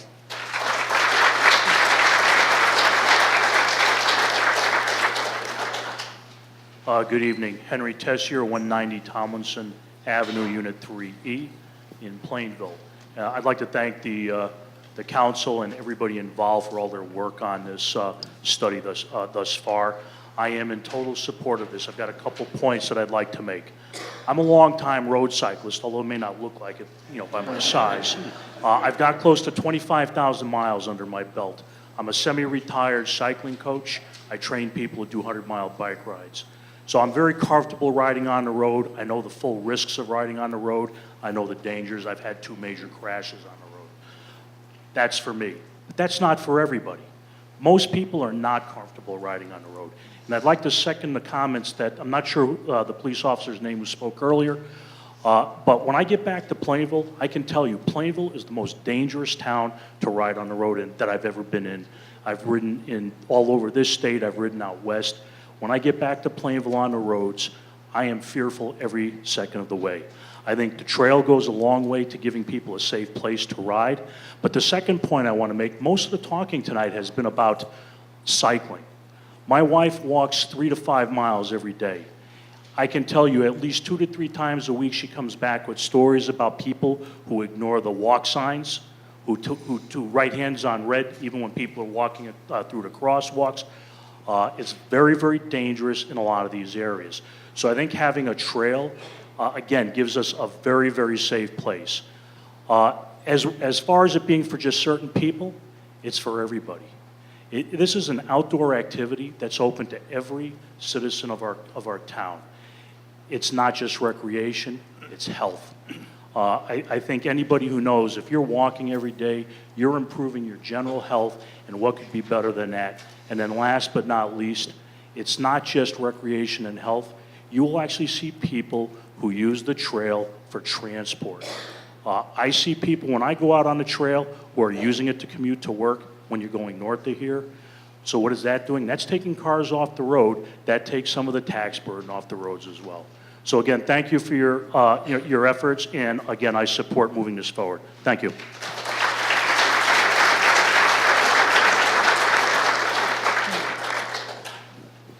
Dave Spencer, 127 Milford Street Extension. I think it's a little misleading to say that we're the last gap in the trail because we're not. There are many gaps. Maybe there are plans. I don't know if they're ever going to be finished. Two, Plainville has a very nice sense of community here. I don't think we need a trail to enhance it. We have many, many things going on year-round here that brings the community together, and to think that we need a trail for that purpose, no, we don't. We also have many sidewalks. We have an abundance of parks. There are plenty of places to walk, cycle, whatever. Let's see. Also, I'm very grateful to Chairwoman Puglisi to say that no tax dollars will be spent on this. The state is in a very unstable financial position right now, and so is our town, and we don't need any more expenses, so I agree with that. My personal experiences, I worked on Summer Street in Southington.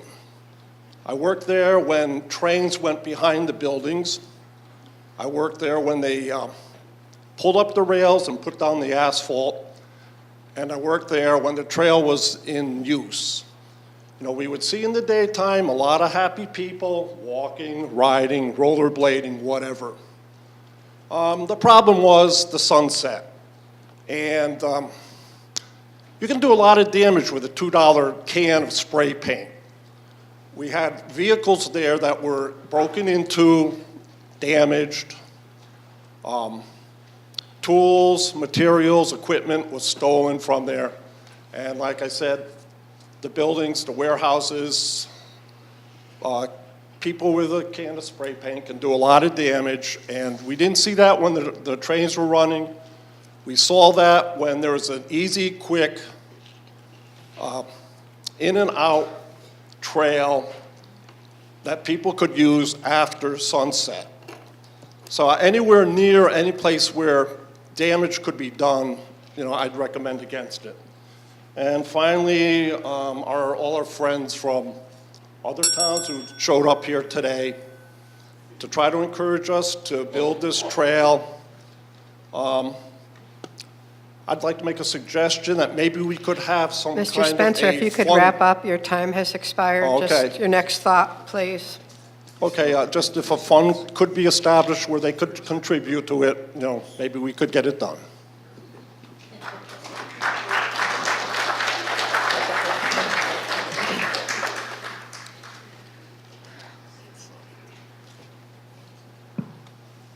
Hi, my name is Marge Burris. I'm at 2 Shuttle Meadow. My goodness. I'm at 110 Shuttle Meadow, which is actually AKA 2 Mountain View Drive, but sometimes I get them mixed up. I've listened to everybody. I thank the town council for listening and all this time that's been put into this. I have 2 comments. One is I agree very much with Ms. Loria, who made the comment about everything is being talked about by the people who would use the trail, but there is not much being said about the people who will have a trail forced on them because the way the trail is being constructed. If you're going to run something behind my house, and I agree with the lady over here by Norton Park, the people that lady is going to have to sit there and watch every person that walks in that park, in that area. But the person who walks in that park will go by her house once. So her perspective is going to be totally different than a perspective of the people who want to go out and bicycle. When I was able to walk better, I now have vertigo. When I was able to walk better, I got out and I used the trails in Cheshire. And they're wonderful places, and I loved them. And it's not that I don't love them. I understand both sides, but I feel worse for the people who are having this forced upon them because of the way this is looking at being constructed.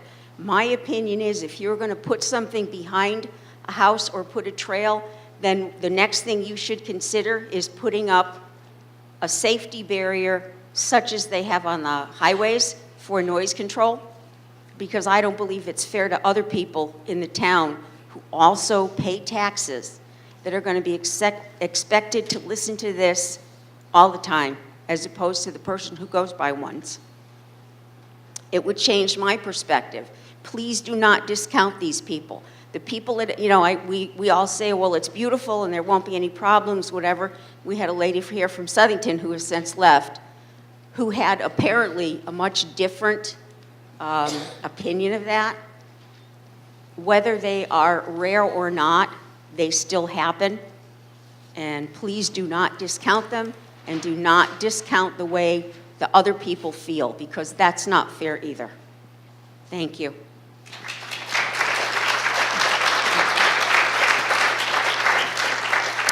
Hi, I'm Roberta Brown. I'm the Director of Youth Services for the town of Plainville. I'm speaking tonight as co-chair of the Plainville Coalition for Positive Youth Development and as co-chair of an initiative called Healthy Plainville, which is something that I'm hoping that you're going to be hearing a lot about in the upcoming weeks. Actually, on April 4th in this very room, we're going to have a very large kickoff event to talk about all of the goals, the mission and the goals of Healthy Plainville, which are to create a healthier community for children and families in Plainville by increasing opportunities for physical activity, encouraging healthier eating, and eliminating harmful substances. So Healthy Plainville has a real concern about the health of children and families in Plainville. We know that childhood obesity has increased dramatically over the last 10, 15 years. Type 2 diabetes has increased dramatically over the last 10, 15 years, even beyond that. And unless we do something dramatic to reverse this trend, the life expectancy has gone down already in the last 2 years for the first time since the 60s. So it's really important that we do something to reverse this trend, and we, as part of Healthy Plainville, and actually the co-chair, Linda Coveney, is ill tonight. She lives at 27 Broad Street, and she wrote this letter along with me for a while back to the council, but we feel that this trail represents a wonderful opportunity for Plainville families to get outside, get out in fresh air in the environment. We are, as I said, concerned about physical health, mental health. Walking, bicycling are all opportunities for kids and families to get outdoors in the environment, in a safe environment where there isn't traffic. And as the gentleman just said, Plainville is not the safest place to be walking or bicycling especially. And to have a trail where families can get out and be safe, be together, and be away from their screens. And something you're going to hear a lot about from Healthy Plainville is the fact that kids are spending up to 8 hours a day behind a screen, on a cell phone, texting, on YouTube, on a computer, not being outside doing things that are helping them to become healthier. And Healthy Plainville is really advocating that initiatives such as this trail be completed to give Plainville families this opportunity. So thank you for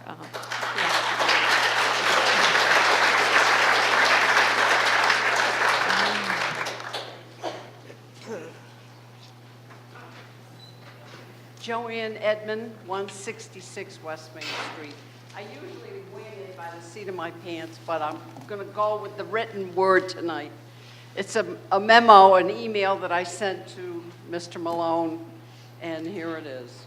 I am firmly in opposition to the design and possible implementation of the proposed Alignment C of the trail gap closure as it is currently being proposed to the citizens of Plainville. For months now, dozens of Plainville citizens have come before CRCOG, town officials, the Trail Steering Committee, and town council members to voice their opposition to this trail. And it appears their voices are falling on deaf ears. I strongly oppose building a trail which will invade and intrude the front and backyards of many of Plainville citizens and their quiet neighborhoods. I am referring to residents of Perron Road, Pierce Street, Broad Street, Hemingway Street, Hollyberry Lane, and other busy and quiet streets that this is going to affect. Also, I am also opposed to invading the sacred and historic Mule Hall Trail, which runs approximately 30 feet in back of Hollyberry Lane. Furthermore, building a trail through Plainville will cost millions. Is anybody thinking about that? And this one is far too expensive.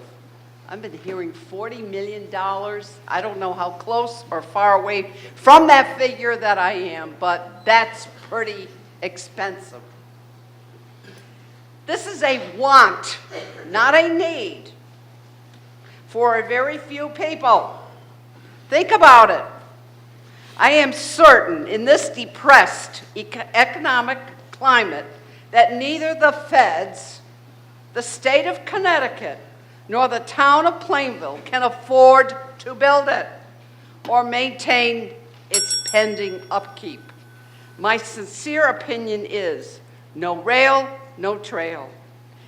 If we had an inactive, abandoned railroad line going through Plainville, then and only then would a trail going through Plainville be an acceptable idea if it didn't cost too much. There again, money on these. Please stop this nonsense now and shelve this project until such a time that the railroad becomes inactive. Please.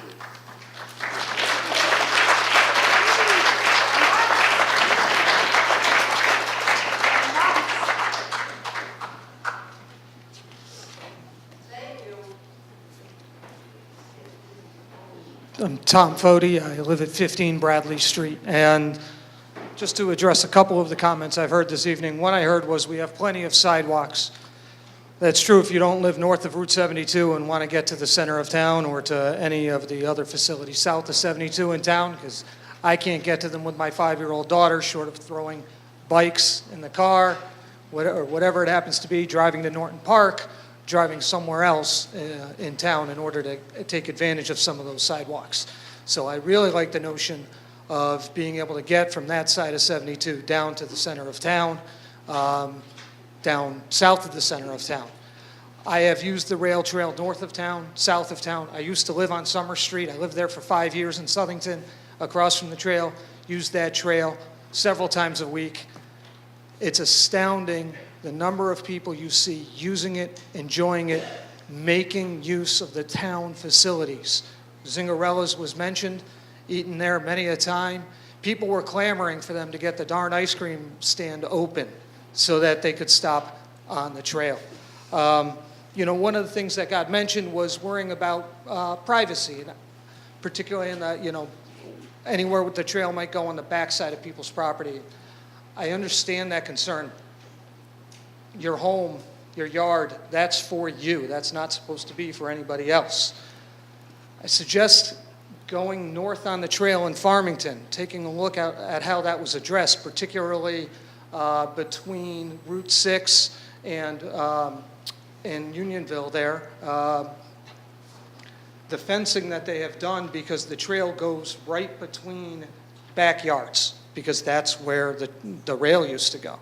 And it was addressed very well there. Obviously, I don't live in those houses, so I can't tell you how they feel about it, but the separation is fantastic. It's great for being on the trail because you don't feel like you're in somebody's backyard. You feel separated from it.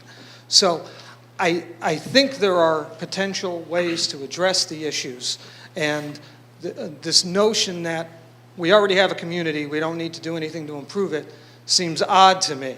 Everything we can do to bring our community together to enhance it, mentally, physical health, social bonding, within reason cost-wise, seems like that should be something we would be in favor of. Thank you.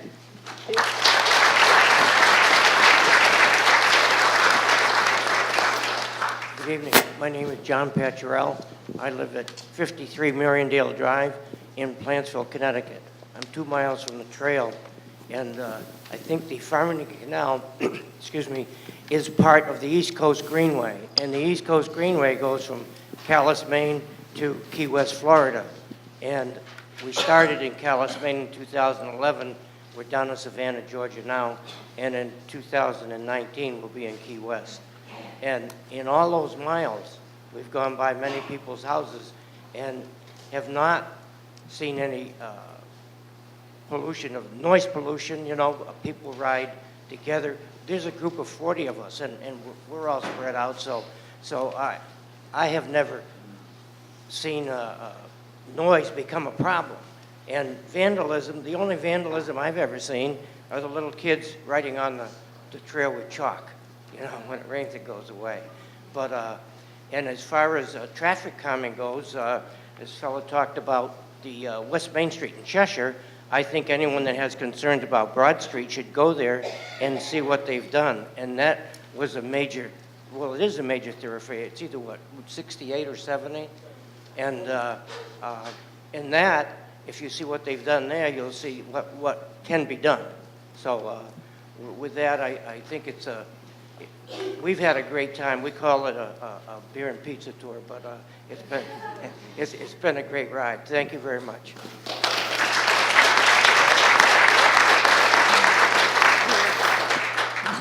George Fensick, 2 Pinecrest Drive. Just to let you know that I do support the trail.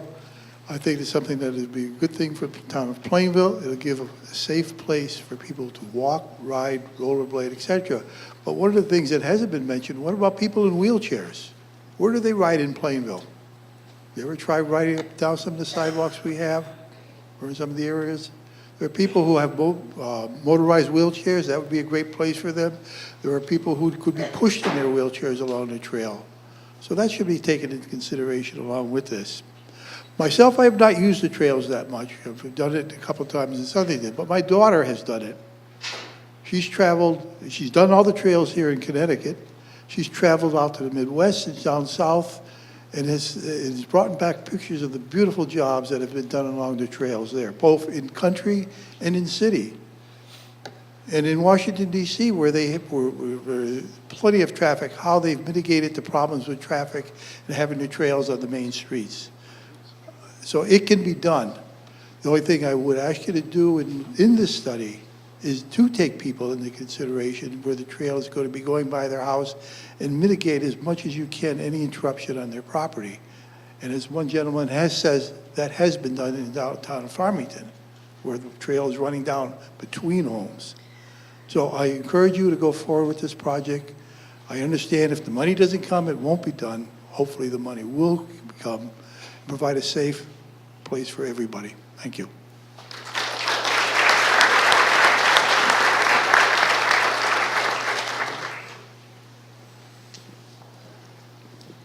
Gail Black, 4 Yancey Avenue. I have a dream. I dream that when I wake, I can bike or walk to Unionville to get my mail. I dream that I can bike from Plainville to Cheshire for exercise. Some people say the bike trail is a new concept. Not so. They've been around Connecticut since the 90s. Others are against it because the town council is for it. If the town council decided they didn't want it, these same people would change their minds. These people are costing the town money. Procrastination of projects causes the cost to go up. Then the town council gets questioned again for the higher costs. Some people don't want the trail. If Plainville doesn't work on new projects for younger people, the town will become stagnant. Taxes will keep going up and people will move out. A trail brings families outside. If it teaches children that they can have a good time outside instead of being in the house, and it is healthier for them. And to end, to quote Louis L'Amour from The Lonesome Gods, the one thing we know is nothing remains the same. Things are forever changing, and one must understand the changes and change with them or be lost by the way.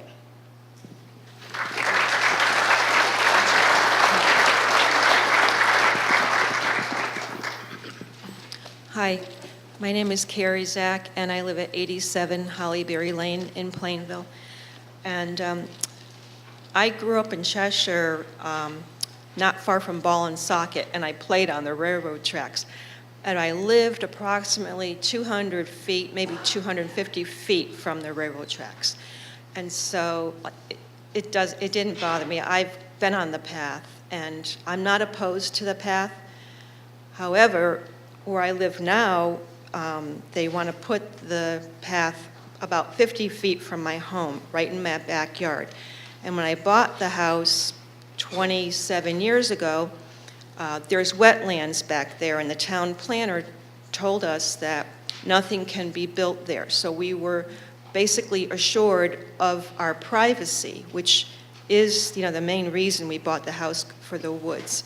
So we sit on the deck and we look at the woods and we enjoy it. And it's just such an intrusion of our privacy to have it right in our backyard, 50 feet from our house. I am concerned for vandalism and safety. In the park, a lot of people walk. In the south portion of the park where there's basketball hoops, a lot of people hang out there. It's a hangout place. And I have been harassed there by some people. I just go about, minding my own business. But I'm just concerned with that the path is going to become an extension of the park because I live so close. I live about maybe like 6 houses down from the path. And I think people are going to park at Norton Park, and they will originate there, and people hanging out there, will probably, mosey on down to that area. And I'm kind of concerned for that, for the safety and people hanging out there. One request I have is when I look out my back window and I look into the park, I see people walking their dog parallel to the canal, but it's back about maybe 200 feet or something like that. So my request would be, can the bike path go there so we have a buffer of woods that we thought we were getting when we bought our house? And just to consider that, to respect the privacy that we thought we were afforded when we bought our homes. Thank you.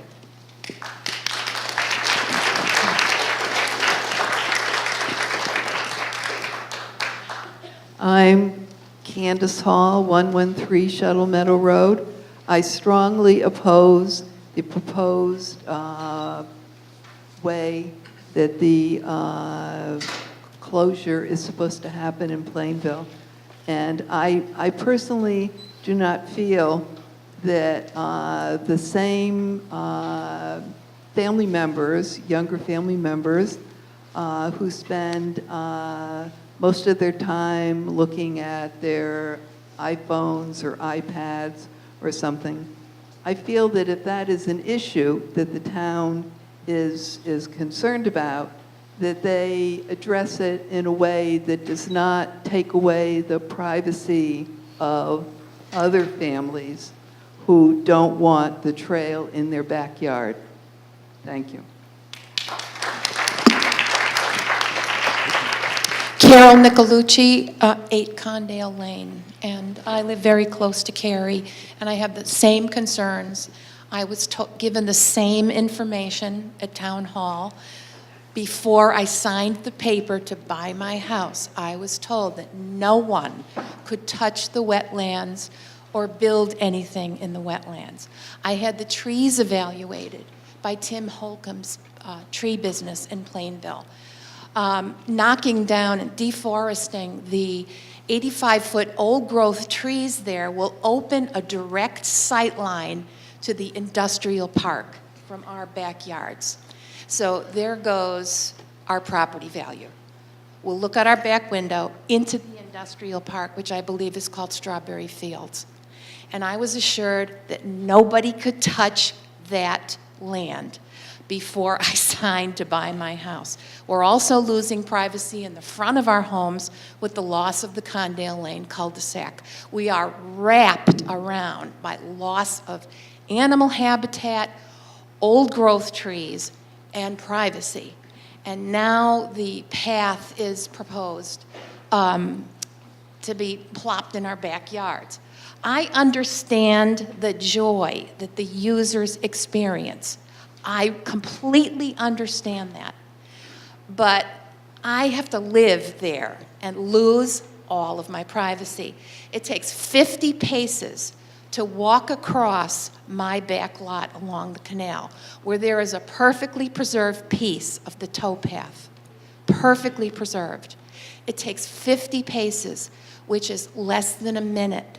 So any user will be walking past my home for less than a minute, yet I will have to look at a direct sight line of the industrial park after deforestation. And it's extremely frustrating, and I hope you can empathize with that. I'd like, on a lighter note, I would like to read a quote from Ruth Hummel's book. And as most of you here know, Ruth Hummel loved the canal and worked in the Historical Society, et cetera, et cetera. Her book, The Farmington Canal in Plainville, Connecticut, page 51.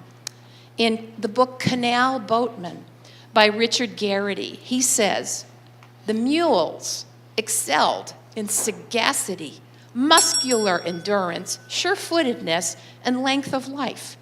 Driving a team along the towpath in the daytime, when the weather was good, had its pleasant side. But in the rain and snow, it was cold and wet.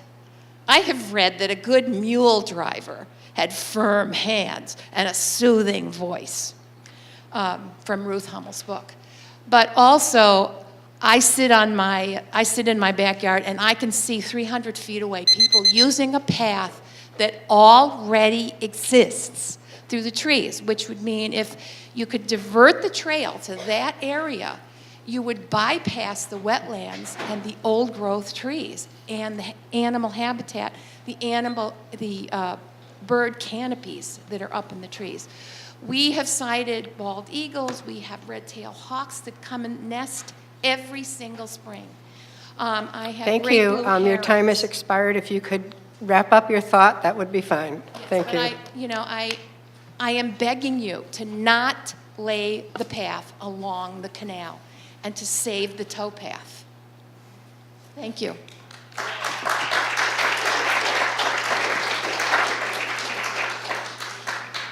Good evening.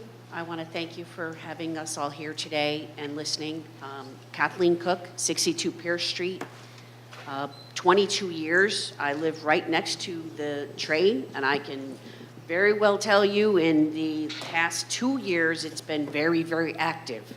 I think this was a whole Rails for Trails, and it was a great idea to close many of the gap in neighboring towns when then they're beautiful trails. But to bring a trail, I definitely oppose this. It's bringing a trail right down my street.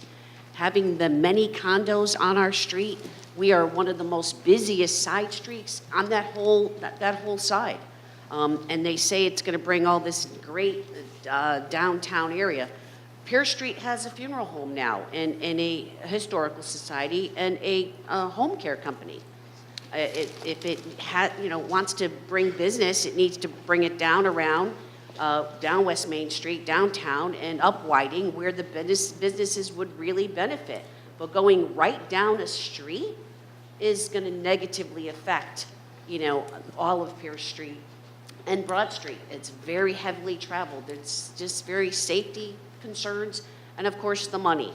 I definitely concerned about somewhere along the line the taxes will go up somehow to support this or upkeep it. And if you're going to do the trail, then do not negatively affect the residents by taking away their street, is this supposed to be, not rails for trails or trails for residential streets? Thank you very much.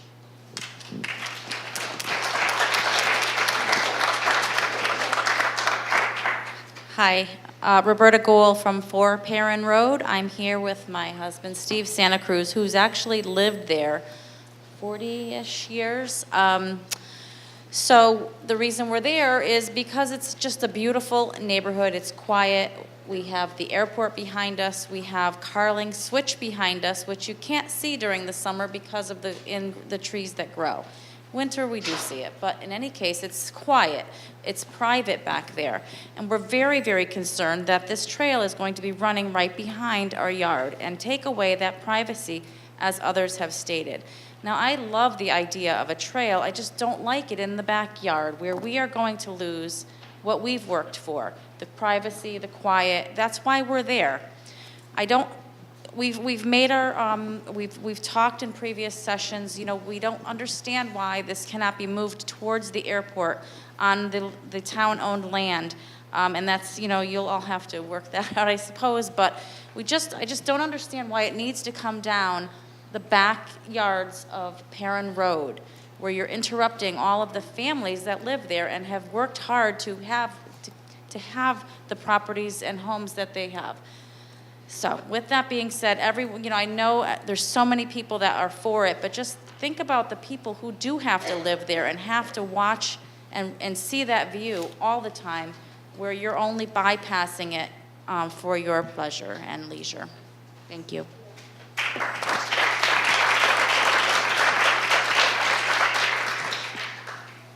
Good evening, Laura Rosado, George Washington Turnpike, Burlington. I am a supporter of the gap closure to complete this trail. As we know, over many years, towns and organizations have worked tirelessly to bring a multi-trail use to Connecticut.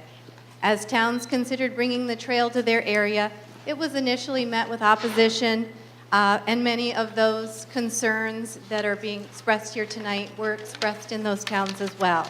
The citizens of Simsbury and other surrounding towns had many of those same fears or concerns that these people are now expressing here in Plainville.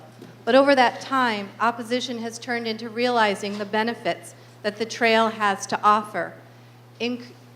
Those that are having concerns, talk to people who have the trail going through their area or near their backyard. You'll see how their thoughts and their ideas have changed. Nobody on the trail is paying attention to what anybody's doing in their own backyard.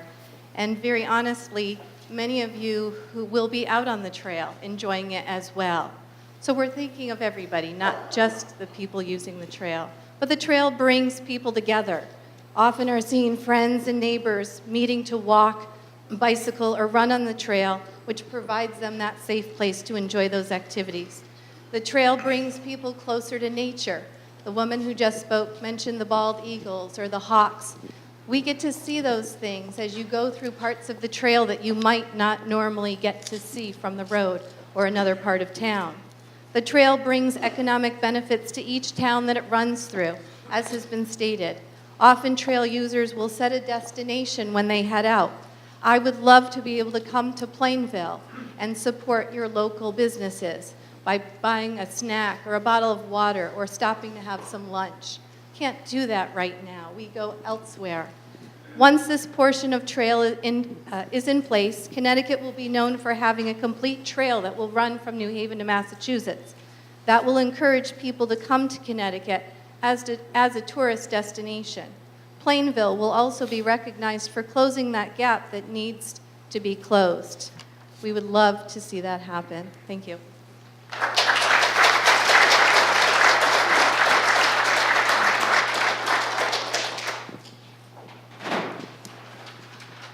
Bob Ferguson, 8 Perrin Road in Plainville. With everybody that's saying they'd like to jump off the trail and buy a pizza or soda, I'd like the committee to mark on that trail exactly where they can do it. The only place you can do it is the corner of West Main and Pierce Street. The businesses on 177 you won't see from the trail. I'd just like to know where they're going to jump off and contribute to the economic boom of Plainville. Thank you.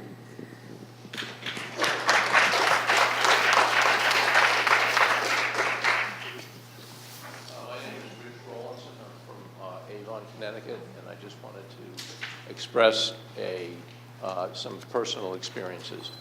We've been here for 18 years, and my family and I have used the trails for 18 years. We ride our bikes there, we walk on the trails, we walk our dog there. I want to express my support for the gap closer proposal after these 18 months of very hard work. The towns in the Farmington Valley which are fortunate enough to have the trails, count them as important community assets. Many, many, many people in those towns support them. Some use the trails, some are merchants and get some benefits from them. We would like to ride, my family and I ride south. My wife is not comfortable in off-trail riding, so we wind up going north quite a bit. And we'll go up into Farmington, Avon, Simsbury. You go on Iron Horse Boulevard in Simsbury, and you can see over to the left restaurant after restaurant after restaurant. We and the many other users go to Dunkin' Donuts. We go to the frozen yogurt shops. There are bike shops there that we use, grocery stores. The town merchants in those towns, not just Simsbury, but the other towns, love it. The merchants love it, and I think it's really great for us as users and also for the communities and the economic development of the communities. So the trail really has become a jewel in those Farmington Valley communities, and it can be the same for Plainville with the foresight of this council. Thank you very much.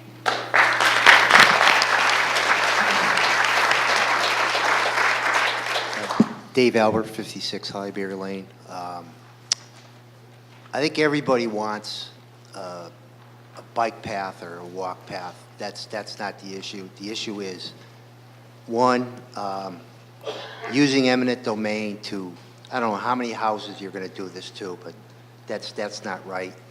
The other thing is, this path, a quarter of it goes through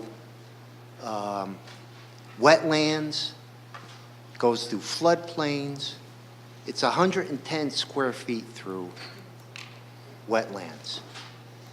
The town is supposed to be protecting floodplains, wetlands. It's part of their overall economic mission. So I'm all for it. I mean, in fact, I'm probably one of the few people in here that's been hit by a car while driving a bike. But the way it's set up now is just, it's not a good thing. Go back to the drawing board and come up with another plan, and I think you won't see a lot of these people complaining. Thank you.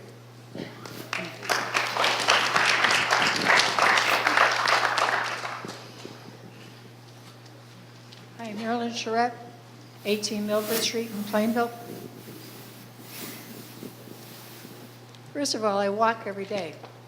And I walk indoors, I walk at the senior center. I'm not opposed to anybody getting out there and getting their exercise. Really, I endorse it wholeheartedly. I think that some of the roads that we have proposed, such as Perrin Road, the things that I heard about Broad Street and Pierce Street, those are really strange roads as far as I'm concerned. A trail is a trail. And I don't think that those particular streets are what I would describe as an area for a trail, such as going down the middle of Broad Street or down either side of it. I lived in Plainville all of my life, and I can't support the current plan that you have.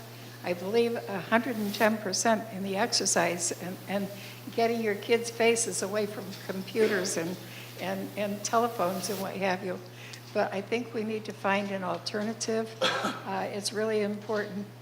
I had suggested a while back that you take a turn and go over to Route 10 and go down from there. That's the oldest road in the state of Connecticut. And find a route from there. Thank you for your time.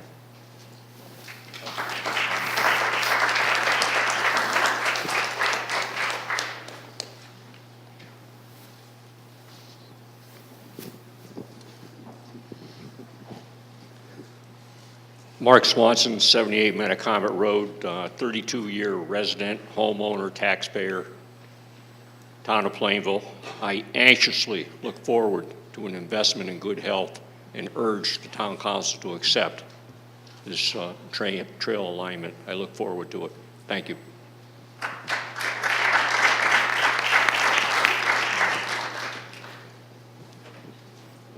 I'm Dip Hardy, and I'm not opposed to this gap closure.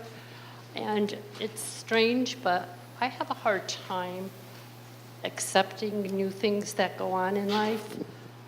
But once you realize what this can do for us in Plainville and the joy that our citizens will get out of this besides the children, I think you really have to stop to think, am I doing this? Am I saying this because I just don't want it because it's me? Or do I want this because it's for our town? Coming from a city, I came to Plainville because I wanted a small town to live in. I wanted it to be quiet. I wanted it to be farm-like. And it was. It was when we first moved here. But then it became modernized.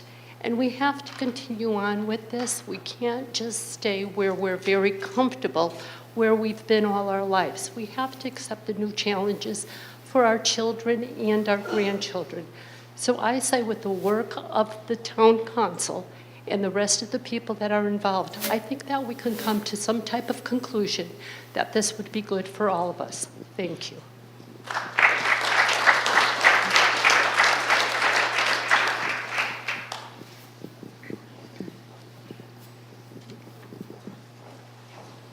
Robert Belko, 22 Perrin Road.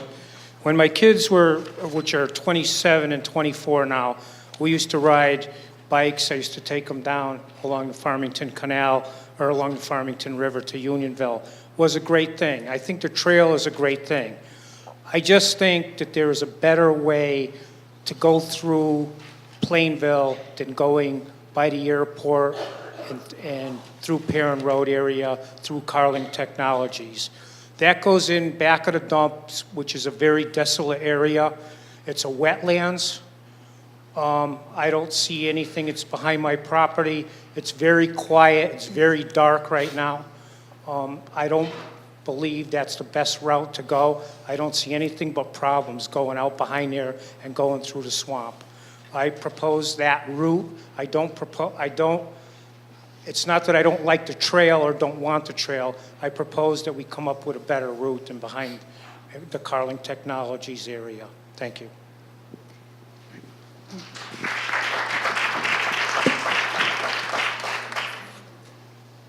Steve Massey, 18 Rogers Road. I live up on the top of West Broad Street. You live down about the middle. A few things I want to address. I'm basically in favor of the trail. I'm from Bristol. I'm really jealous of your opportunity to have this trail. Bristol, somebody said Plainville has the worst roads for biking. I think Bristol does. But for me to bike, I have to go up Route 177. When I leave West Main Street and go around those curves by the factory and across Pequabrook River, I'm taking my life in my hands. I have a good friend that biked from Hamden to work up in Farmington, and as he got off the trail in Cheshire, 2014, he got hit by a car. He was in a coma for 8 months, and that's pretty serious. If you're looking at a budget, there's a lot of people are concerned about the cost of this. If you guys are the drivers in Plainville. For the most part, you're driving in Plainville. God forbid you hit a bike. The cost of this, if anything, to the town of Plainville will pale to the increase in your insurance rates if you hit a bicycle. Let's get the bikes off the roads and onto a trail. And I feel for you with Broad Street because I don't understand that path. New Britain does some weird things with their bike paths in the middle of the roads. I think that's kind of dangerous. And you have a kid. You're going to blink, he's going to be a teenager. Get involved with this because I live on Broad Street or at the top. Cars hit my house. I'm at that T at the top there. And I worry about that because I want to bike down Plainville and I don't want to get hit by a car.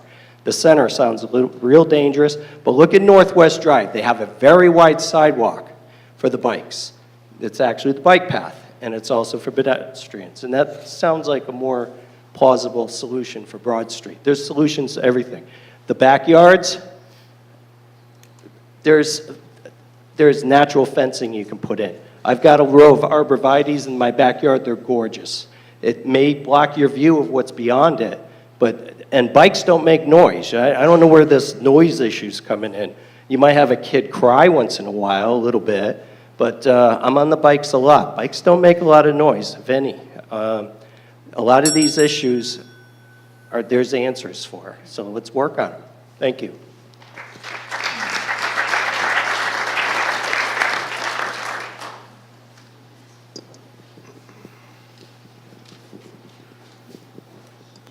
Hi, my name is Dave West. Address is 254 Kenswick Lane in Windsor. My connection to Plainville is that I worked at GE here for 15 years. At the time, I lived in Burlington and would have given a fair amount to have a safe, accessible bikeway from Burlington down into Plainville so I could commute by bike. I ride a fair amount. I'm one of 12 people that annually go out and try and find a long-distance bike ride to take, and completing the gap in Plainville relative to the whole bike path from New Haven to Northampton would put you right on the map in terms of people looking to come and spend time, money, and get to know you. Anecdotally, a couple years ago, we rode from Western Maryland to Pittsburgh on the Gap Trail, Great Allegheny Passage, they call it. And I was absolutely amazed at the diversity along that trail of very, very small towns that were all but withered and gone away, that were finding an economic resurgence. The husband and wife that bought a house adjacent to the railroad right away to open a music studio for kids in town now own 3 houses and operate a bed and breakfast.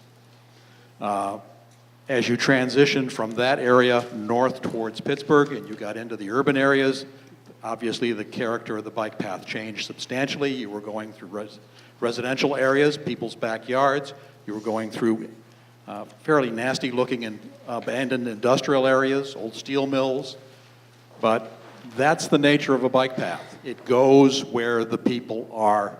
And I really think, and I commend the committee for thinking about the fiscal responsibility first. This doesn't happen unless the money is there. So it's not going to be a further imposition. I've been in Connecticut 28 years now, and I have seen good and bad economic times. They come and they go. Sooner or later, this town, this state, and the federal government will have the fiscal wherewithal to make this happen. You have to be prepared to take advantage of it when it does. So, thank you.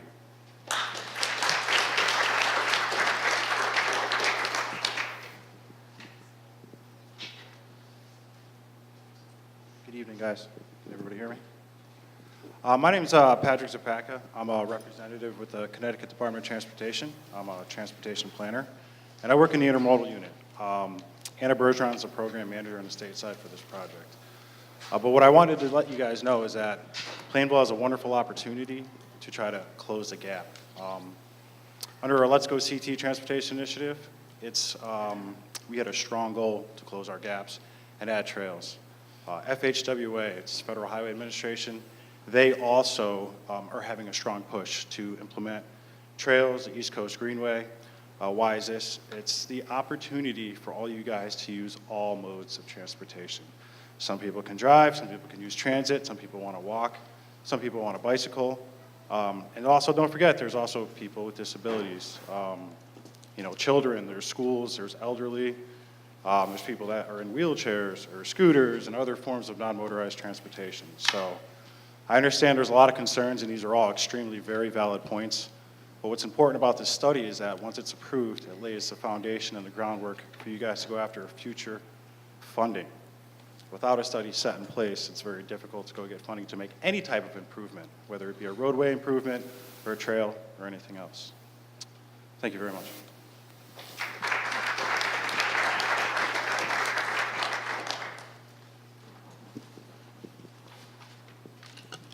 Does anybody else wish to speak to the council? It looks like the hands are not going up anymore, but we don't want to not give you an opportunity. One time, Joanne, if you've already had a turn. Does anybody else wish to speak to the council before we close the public hearing? One last term? Okay. There is a spillway between my property on 8 Condale Lane and Mr. Edmonds' property, a huge pipe that brings the water down from the catch basins and the pond up above. Am I correct, Joel? And I've gone out there during Hurricane Sandy. I've gone outside to take video footage of the amount of water that comes down there and empties into the canal. And I go out in very, very violent rainstorms, and I take video footage of what goes on when the water comes out of that pipe. And I don't know, Mr. Lee, maybe you could tell us if any engineers have examined that area when this plan was laid out, because the amount of water that's coming out of there is shocking. It's shocking. And I have the video footage if anyone would like to see it.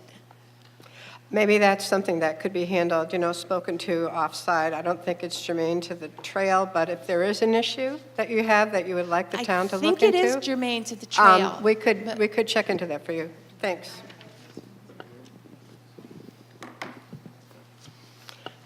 Okay, one last one.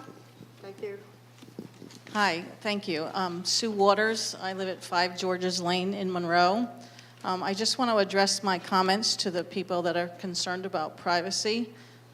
These comments may not be taken well, and I don't mean any disrespect. I'm an avid rider of the trails. I ride for many reasons, but I will tell you that yes, I am going to look in your backyard, and yes, I am going to look at your front yard, but I'm not going to do it because I'm concerned about what you're doing. I'm going to do it to admire your flower gardens, to admire the patterns cut in your lawn, to admire your light displays, and to admire the architectural details of your home. I'd like you to maybe change your perspective and think of this as an opportunity to make improvements to your lawn, to increase the curb appeal, which will increase your property values. Thank you.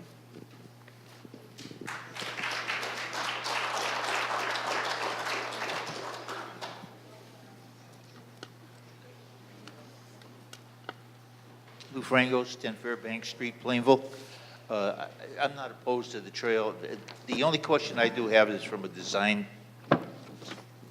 the design of the, I took a ride down, it's the Town Line Road. Watch this map. And Town Line Road, we're talking going Redstone Hill, which already has a bike path. But what I did is I took South Washington Street. And South Washington is as straight as a die, heading in a northerly direction. And now this is going to be very simplistic, but this is what I did. I got to Broad Street at the light, and I took a right. I took the right at there, and I went down to East Street and took a left where Dairy Queen is. Now I'm on East Street going north, and I'm running right into Route 10 north, straight as a die. Now I hit Northwest Drive. And I had a little chuckle on my face because as I turn the corner, the first thing I see is a big green sign saying bike route. So I know this is kind of simplistic, straight, right, left, but this design we have here, I'm just telling you just a quick thought that went through my mind. You're talking about bridges, you're talking about tunnels, you're talking about tearing up turf, and if I didn't know better, I swear this was an Army assault course. Just an outside look at it, all right?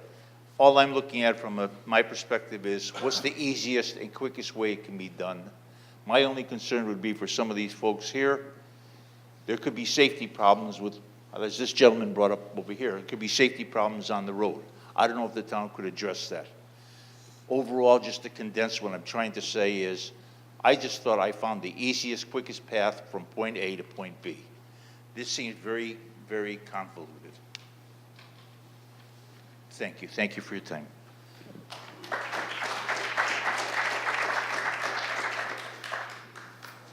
Hi, Gary Olivera, Perrin Road. Opposed to the trail, mostly for selfish reasons. It's going to go right through my backyard. Don't know where this is going to end up, but if it does go this route, I look to the town council to make good on the promise of a good, attractive barrier that we could all live with to respect our privacy and security. Thank you.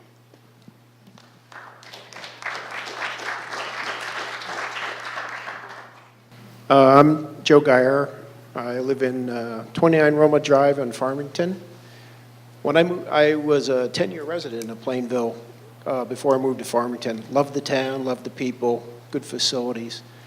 When I moved to Farmington, the rail trail had not been paved behind me. Same thing, nobody's ever going to build there, can't touch it. Then the trail comes through. And I was a little apprehensive at first. My backyard faces the trail. I bet the back corner of my house is probably 125 to 150 feet away. Farmington is, when they put the trail in, met with homeowners. They did address issues with privacy fencing. Since the trail's gone in, I'm like an avid biker. My kids grew up riding bikes there, walking. Everybody uses it. Again, I'm a hardcore rider like some of the other groups. I've met tons of people now that I ride with. But it's not just cyclists. It's the people out walking their children, the little kids learning to ride, people in wheelchairs, scooters, all that. The first gentleman that spoke talked about volunteerism. Like in our town, sometimes the leaves get bad in some of the sections of the trail. I ride all year. I mean, I put probably over 100 rides on that trail. So I'm there kind of patrolling it. I love helping people because cyclists, they help each other. The leaves get bad, I get out with my blower and I blow off 1.5 miles of it. I got a section of trail with a little park bench there and grass. And then the town wasn't always mowing it, so that's my second lawn now, my wife calls it. So I trim that. Vandalism has not been a problem at all. And when they first brought it in, they were saying the more people that use it, you self-police it. Because nobody's going to do something if they have somebody watching them. So I thoroughly understand the apprehension some people have going through their backyard. My personal experience, I haven't had a problem. Cyclists, they're just passing through. Joggers, passing through. People that walk, a lot of times they're just engaged in conversation or looking at the trees. They're not staring in my backyard. So I don't personally get that feeling. So I'm happy that the town is trying to close this gap.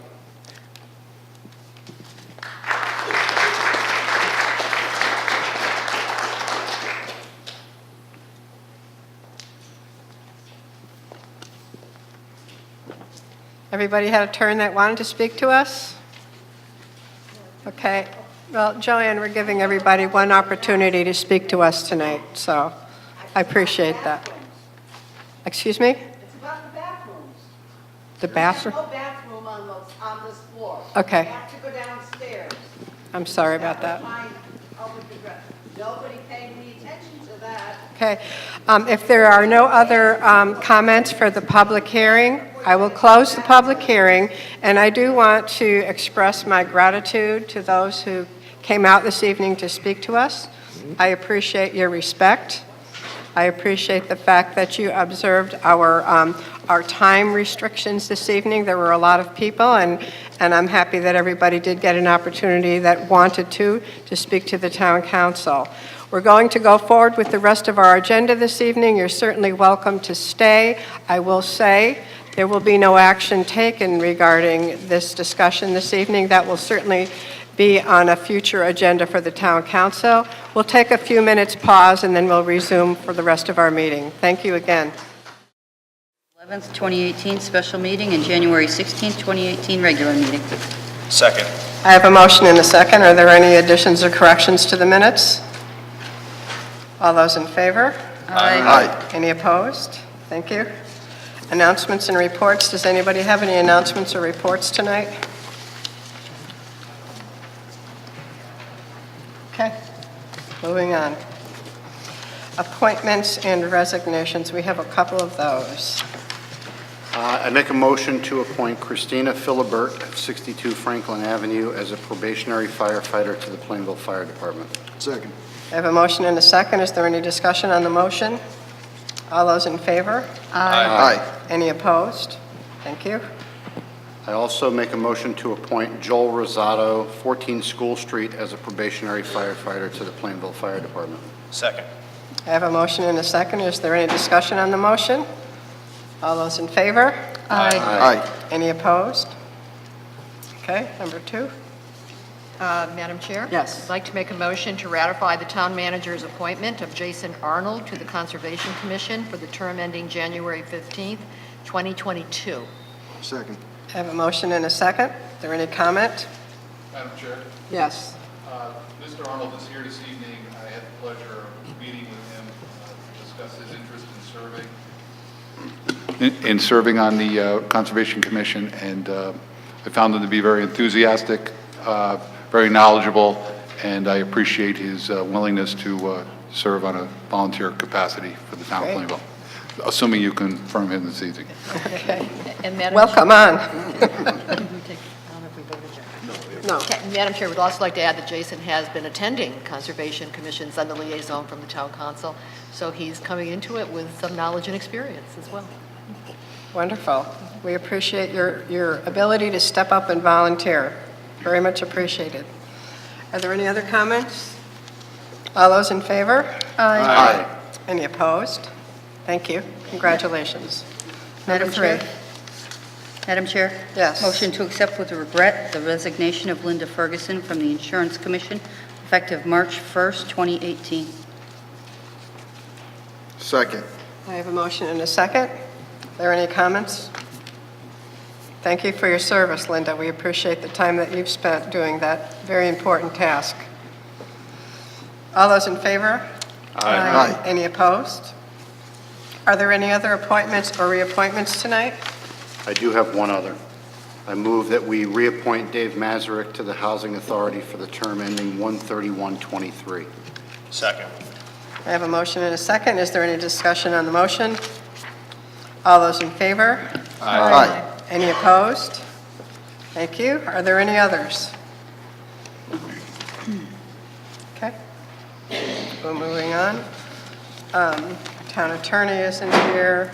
Report of the town manager, Mr. Lee. You have a few items for us? Yes, just a couple very briefly. First one is the Water Pollution Control Phosphorus Project update. Last Tuesday, January 30th, the Water Pollution Control Phosphorus Project referendum was approved with 193 people voting yes and 31 voting no. I would point out that 85% of those who participated voted yes. The next step in the process is to finalize a construction administration contract with Ty & Bond, our consultant, and to go out to bid for the project. This will most likely happen in March. After the bids are received, the town will make a formal request for funding under the Clean Water Fund. A formal application could not be submitted until the town had approved the appropriation and had received bids on the project. It is anticipated that construction of the improvements could begin this summer. Construction is anticipated to last approximately 2 years. The next item I have is a report on the grand list. On January 22nd, the October 1st, 2017 grand list was completed and signed by the town assessor Anne Marie Hearing. The grand list after exemption totals $1,388,894,859. This is an increase of $7,821,477 from the previous grand list. This 0.56 increase included real estate increasing by $2.4 million, personal property increasing by $2.7 million, and motor vehicles increasing by $2.75 million. Overall, the October 2017 ground list would generate $203,757 under the current mill rate of 33.43. Next item I have is the Northwest Drive paving project. On January 19th, the Department of Transportation sent a letter confirming that grant funding is in place to proceed with the repaving a portion of Northwest Drive. The project would repave Northwest Drive from the Pequabic River Bridge to the intersection of Perrin Road. The estimated cost of the project is $1.1 million and will be funded entirely by a state grant through what is known as the Lot SIP program. Town staff is now preparing to bid this project in March, with construction beginning over the summer months. I do want to thank Town Engineer John Bossy, Town Development Director Mark DeVoe for putting together the grant application that was submitted to CROG. This was a competitive grant application whereby many other municipalities in the capital region were competing for limited monies. So I do appreciate their efforts to make us more than competitive and to be able to get the funding to save at least the Plainville taxpayers monies that would be necessary to repave this road, at least this portion of the road. So I would like to turn the microphone over to Scott Colby for happenings, and he's promised me that they're relatively brief this evening. So the happenings that I have pertain to the public library. The Tuesday night book club will meet February 6th at 7 p.m. The book being discussed is The Underground Railroad by Colson Whitehead. On Tuesday, February 20th at 1:30 p.m., the Children's Department is hosting Chill Out and Warm Up with bagels and board games. Come to the auditorium and enjoy all sorts of games as well as bagels to keep you going. Registration for that event is required. On Thursday, February 8th and 22nd, the library will be having a writer's workshop. All writers are welcome. No registration is required for this event. And on Saturday, February 10th, the Children's Department will be hosting Make Your Own Valentines. Stop by anytime between 10 a.m. and 3 p.m. Stop by our children's programming room to craft your own one-of-a-kind Valentine for the special people in your life. All ages are welcome. And the Friends of Plainville Public Library will be holding a Winter Madness sale in the main foyer. Paperbacks will be 50 cents each, or 3 for $1, and hardcovers will be going for $1 each, or 3 for $2, for both fiction and nonfiction. And they're having a save the date. The Friends semi-annual book sale will be Friday, April 6th from 6 to 8 p.m., and Saturday, April 7th from 10 to 3. And that's all I have to report on. Thank you. Does anybody have any questions for the town manager, for Scott with their report? Okay. Moving on, this is a public comment of our section. During this time, we invite the public to speak to the council. You'll be giving one opportunity for 3 minutes. We have a system in place for timing, so if you wish to speak to the council, do we have microphones or not anymore? No? You could, okay, you could actually get really close up to here. If there's anybody that wants to speak to the council, just come right up to the table and I'm sure we'll all be able to hear you. So does anybody wish to speak to the council? Catherine, you go first. Just come close so we can hear you. Thank you. Catherine LaBella, 50 Pierce Street. I oppose this phase and a future phase of Alignment C. Tonight, I'm reading a transcript from my first communication with the Department of Transportation regarding the gap closure funding. Quote, I'm calling you in response to your email. You know a couple of things. The Transportation Alternatives Program that's funded by the Federal Highway Administration, those funds have not been pulled. That is a continuing program. However, there are no monies dedicated or set aside in that program for Plainville at this time. As far as the governor's Let's Go CT program, right now, because the current budgetary difficulties that you may have heard of in the news with the State Transportation Fund, we don't have any dedicated funds at this point in time as part of our multi-use trail gap closure program set aside for Plainville. If things change in the future from a budgetary standpoint, certainly we may entertain segments of the trail in Plainville as part of that gap closure program should it continue in the greater context of the overall budget. In my subsequent telephone conversation, I learned more about the application process for the TAP program, including the fact that funds are awarded competitively by the DOT through regions every 5 years. They were last awarded 1 year ago.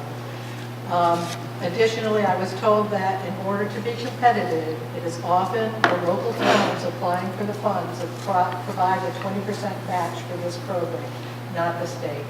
Will those matching funds fall on the backs of local taxpayers in 4 years? Additionally, the draft study confirms that Plainville will be responsible for all trail maintenance after it is completed. All of this putting an additional burden on Plainville taxpayers.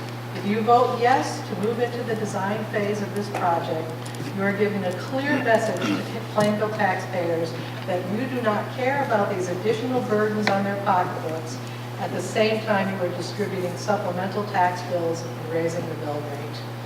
I have the voicemail with me and will be happy to remain after the meeting for any council member to listen and to verify this information through me or subsequently through DOT. Thank you. Thank you. Does anybody else wish to speak to the council? Linda? I know you guys are a little bit overwhelmed, so I'm going to make it really short.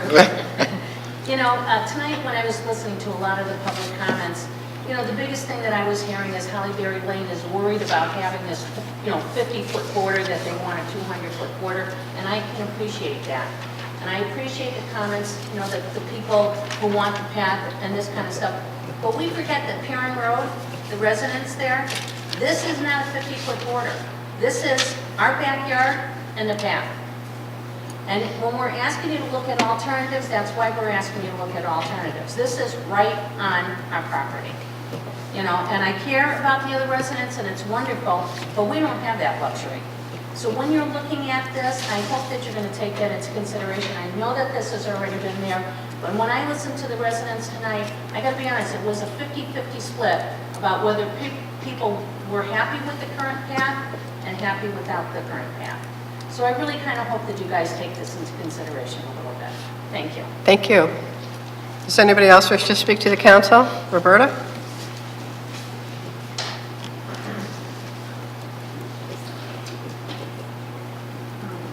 Good evening, Roberta Loria, 18 Perrin Road. As you are already aware, I oppose the trail in Plainville because it is not using inactive railways in town. That opposition has not changed in the last couple hours. I recently came across something that I believe is very appropriate for this evening. On February 6, 1968, almost 50 years to the day, Martin Luther King gave a speech in Washington, D.C., entitled A Proper Sense of Priorities. Toward the end of the speech, Dr. King addressed a question a reporter had asked him not long before that speech. The reporter said that Dr. King's controversial positions on the Vietnam War was hurting the fundraising for his organization, the Southern Christian Leadership Council. The reporter asked, do you feel that you should kind of change and fall in line with the administration's policy? Dr. King gave his response in this speech. Ultimately, a genuine leader is not a searcher of consensus, but a molder of consensus. On some positions, cowardice asks the question, is it safe? Expediency asks the question, is it politic? Vanity asks the question, is it popular? But conscience asks the question, is it right? And there comes a time when one must take a position that is neither safe, nor politic, nor popular, but he must take it because conscience tells him it is right. The people, taxpayers, and voters that gave you the honor of serving them and allowed you to be in those seats are the conscience of this town. Not any steering committee, not any town employee. Dozens of constituents have come to you in the last several months to help you in your conscience do what is right. And the words and comments said to you for all these months from those dedicated constituents must never be erased or forgotten. Listen to the conscience of those dozens of constituents and do what is right. vote no to anything that is not a true rails to trails as it was meant to be and as it should be. Thank you. Thank you. Does anybody else wish to speak to the council? Mr. Edmund?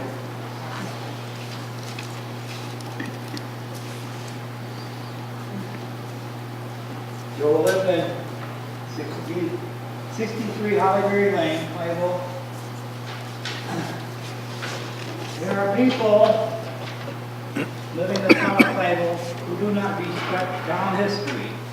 Maybe because they were not born here, or maybe they just don't care. I'm referring to a statement made recently from our town manager who indicated he did not want to hear what town residents had to say about what happened 50 years ago. Well, I was born here and I care about what happened 50 years ago, especially 190 years ago when mules were used as power to pull the canal boats to New Haven Harbor, and was the type of power that helped build towns like Plainville.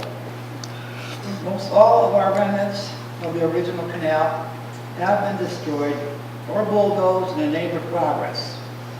So some people want to call it that. Alignment C has proposed that the new trail will follow the historic Old Mule Trail, which is in excess of more than 1,500 feet long through wetlands. This would mean either covering it up with a temporary wooden boardwalk or bulldozing it down to make way for a 10-foot wide asphalt or crushed stone pathway. Our remaining town historical treasures are few due to past mistakes made in the name of progress or disrepair, as I would call it. I cannot fathom a line to see this becoming a town historical treasure in the future. It is destined to become a nightmare of taxpayer liability. In these times of strained budgets, who in their right mind would approve of this? The answer is people who don't care and are averse to listening to common sense. Residents on Hollyberry Lane, as well as the other streets negatively impact, deserve to live in peace. This trail proposal is unpopular, unnecessary, wasteful, and is irritating many of the good tax-paying citizens of Plainville. No rail, no trail. Now, I would also like to finish what I started 2 weeks ago, and that is, Mr. DeVoe also states historical features can be showcased and protected for generations. However, in lieu of allowing them to continue to slowly decay. Nature has been slowly decaying for millions of years, and nobody is the worse for it. I would think watching a man-made, poorly designed trail through people's backyards and front yards slowly decaying would be a lot more distressing, and it would not take that long before that starts happening. That's where the taxpayers of Plainville come into the picture. Mr. Edmund, your time has expired. I appreciate you wrapping it up. Okay, well. Thank you. You want me to just stop now and continue on? Well, your time has expired, so I'm going to ask you if you could take your seat. I'd appreciate it.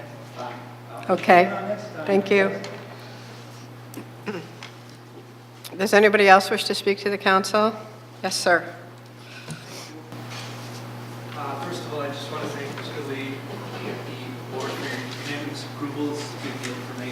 I've worked in Plainville for about 4 years now, and I just bought my first house here in the summer. One of the big things for me, just at work, I work in insurance.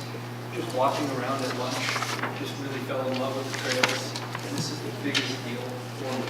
So, with all due respect to my friends sitting in the front row, one of the things about this meeting is just to hear such vigorous opinions, so much care that went into it. I didn't quite understand the opposition when I first got involved. I would just respectfully ask you to vote in favor. Think of someone like me. The trail is everything to me. I work hard. I don't make a fortune. So on the weekends, I just love to get out, ride my bike, enjoy it. I would just ask you to think of all the people didn't show up tonight because it's easy if you're really opposed to something to come here and speak about it. If you're just kind of like, hey, this is a great idea, I can't wait till it goes through and we're going to use it. I think there's a lot of people in that position who aren't here, but who are really depending on you to do this for themselves and their children, the future. Just with all these comments about history, and you're in this position where you could be making bad decisions. Please think about kids 100 years from now and what this town could be, and just all for this trail. I hope you're all for it. I hope you do the right thing here. Thank you very much. Thank you. Is anybody else? Joanne? Joanne?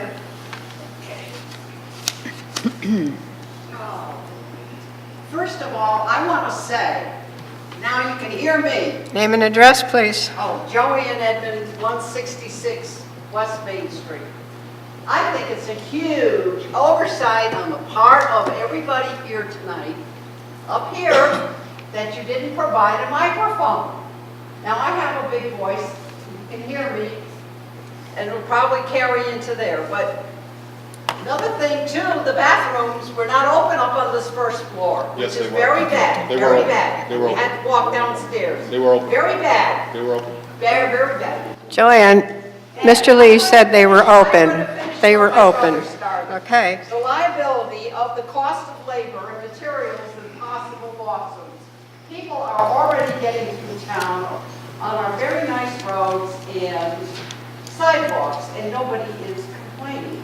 And if townspeople want to do the trail, they don't have to go far to get to Farmington or Southern. Plainville is only 3 miles wide. Same as the active railroad straight through town. Go ahead, extend it to 5.3 miles and see what you get. It almost seems like these trail people think that it will become the highway or low way to heaven. And then there are the many areas along the proposed trail that state the 10-foot overlooks above the swamp, a stinking landfill, some of which contains hazardous waste. You can't cover it up with cologne. This trail proposal is a recipe for disaster, certainly accidents. This proposed trail through Plainville will not help to make America or Plainville great again. I would not want to have on my conscience what would happen to a child or person who gets hurt or worse from being on this dangerous trail. And my brother says Happy New Year to all of you. And I say, Happy Trails. Ahead. Remember that song from Roy Rogers? Yes. And Della? Yes.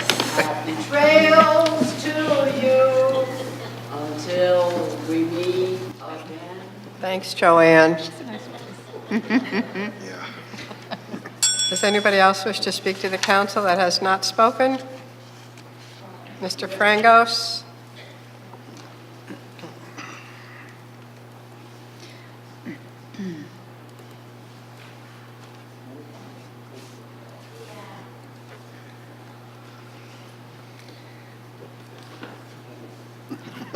Come on up. There's a table between us. Nothing's going to happen.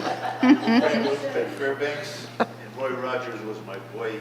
Yeah. Oh, she did a lovely rendition of that, right? Yeah, that's right.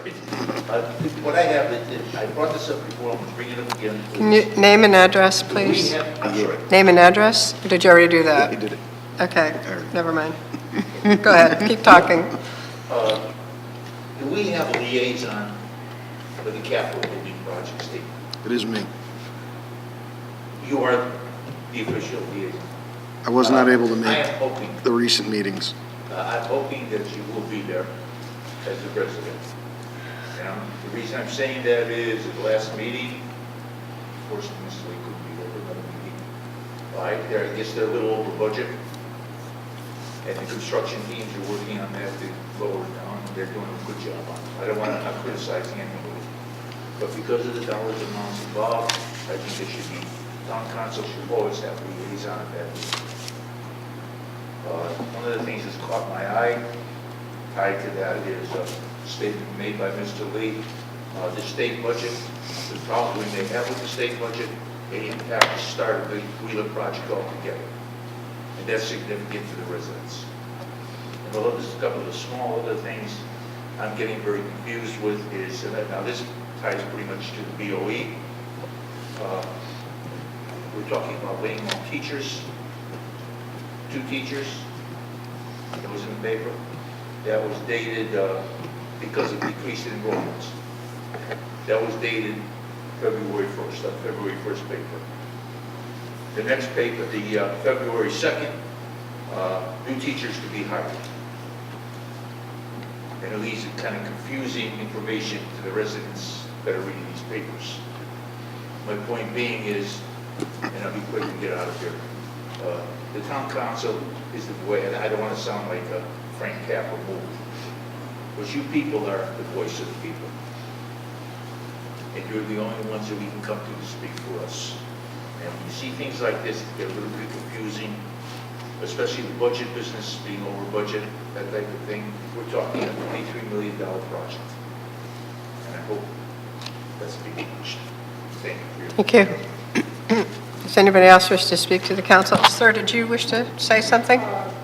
Sure, I'll keep it brief. Tom Fody, 15 Bradley Street. So I keep it brief with all due respect. I am complaining about the sidewalks. I live on, as I said earlier, on the north side of Route 72, and I can't get to anything in town short of riding my bike through those terrible curves by the factory going over to Quavic. Certainly can't bring my 5-year-old and her bike on that on 177 that way. Right now, if I want to take my 5-year-old out to ride, we have to drive somewhere to Norton Park if we want to ride somewhere in town, or we do leave town. And yeah, we can leave town, but why do that if we can stay here in town? Living where I live, I'd have great access. I have great access now to the Tomaso Nature Park, which is fantastic. Obviously not bringing the bike in there, not allowed. But having access to the trail would be fantastic. I'm complaining tongue-in-cheek about the lack of sidewalks from the standpoint of, I understand they're not going in there anytime soon, but the trail would give us that connection and that access, particularly with children. That's all. Thank you. You're welcome. Thank you. Does anybody else wish to speak to the council? Anybody else? Okay, thank you very much for your comments. We'll move on to our next item on the agenda. We have no old business, and we have one item under new business. May I have a motion? Madam Chair? Yes. Motion to accept the tax refund is listed on the addendum. Second. I have a motion and a second. Is there any additions or corrections, comments? All those in favor? Aye. Any opposed? Thank you. Mr. Lee, do you have any other items you wish to bring forward? Yeah, just one item. There's been some discussion this evening about the possible unavailability of state or federal monies to construct the trail. I do want to point out that the planning study, the approval of the planning study, puts us in a position to be able to apply for those grants. Obviously, the state of Connecticut is not going to consider any type of funding for the town of Plainville to close the gap without the planning study being completed and knowing, that the town council has approved, the potential location of the trail. So it's kind of difficult. It would be very difficult and awkward for the state to say, yes, we're earmarking plans for Plainville without the planning study being completed. So if the planning study isn't put forth, I can guarantee you that there's no funding that's going to be coming forward to Plainville to close the gap, and that by approving the planning study puts us in a position to see if those funds are available. And obviously, maybe not so obviously, but has been stated by several times by council members, if that funding is not forthcoming, the project's not moving forward. So what comes first, the chicken or the egg? And I would propose that moving the planning study forward would certainly prove whether this is a priority for the state to complete this, to this gap. The state has paid 100% of funding to fill in gaps in other areas. So their official position is no, there's no state monies available, and that may be the case going forward. But,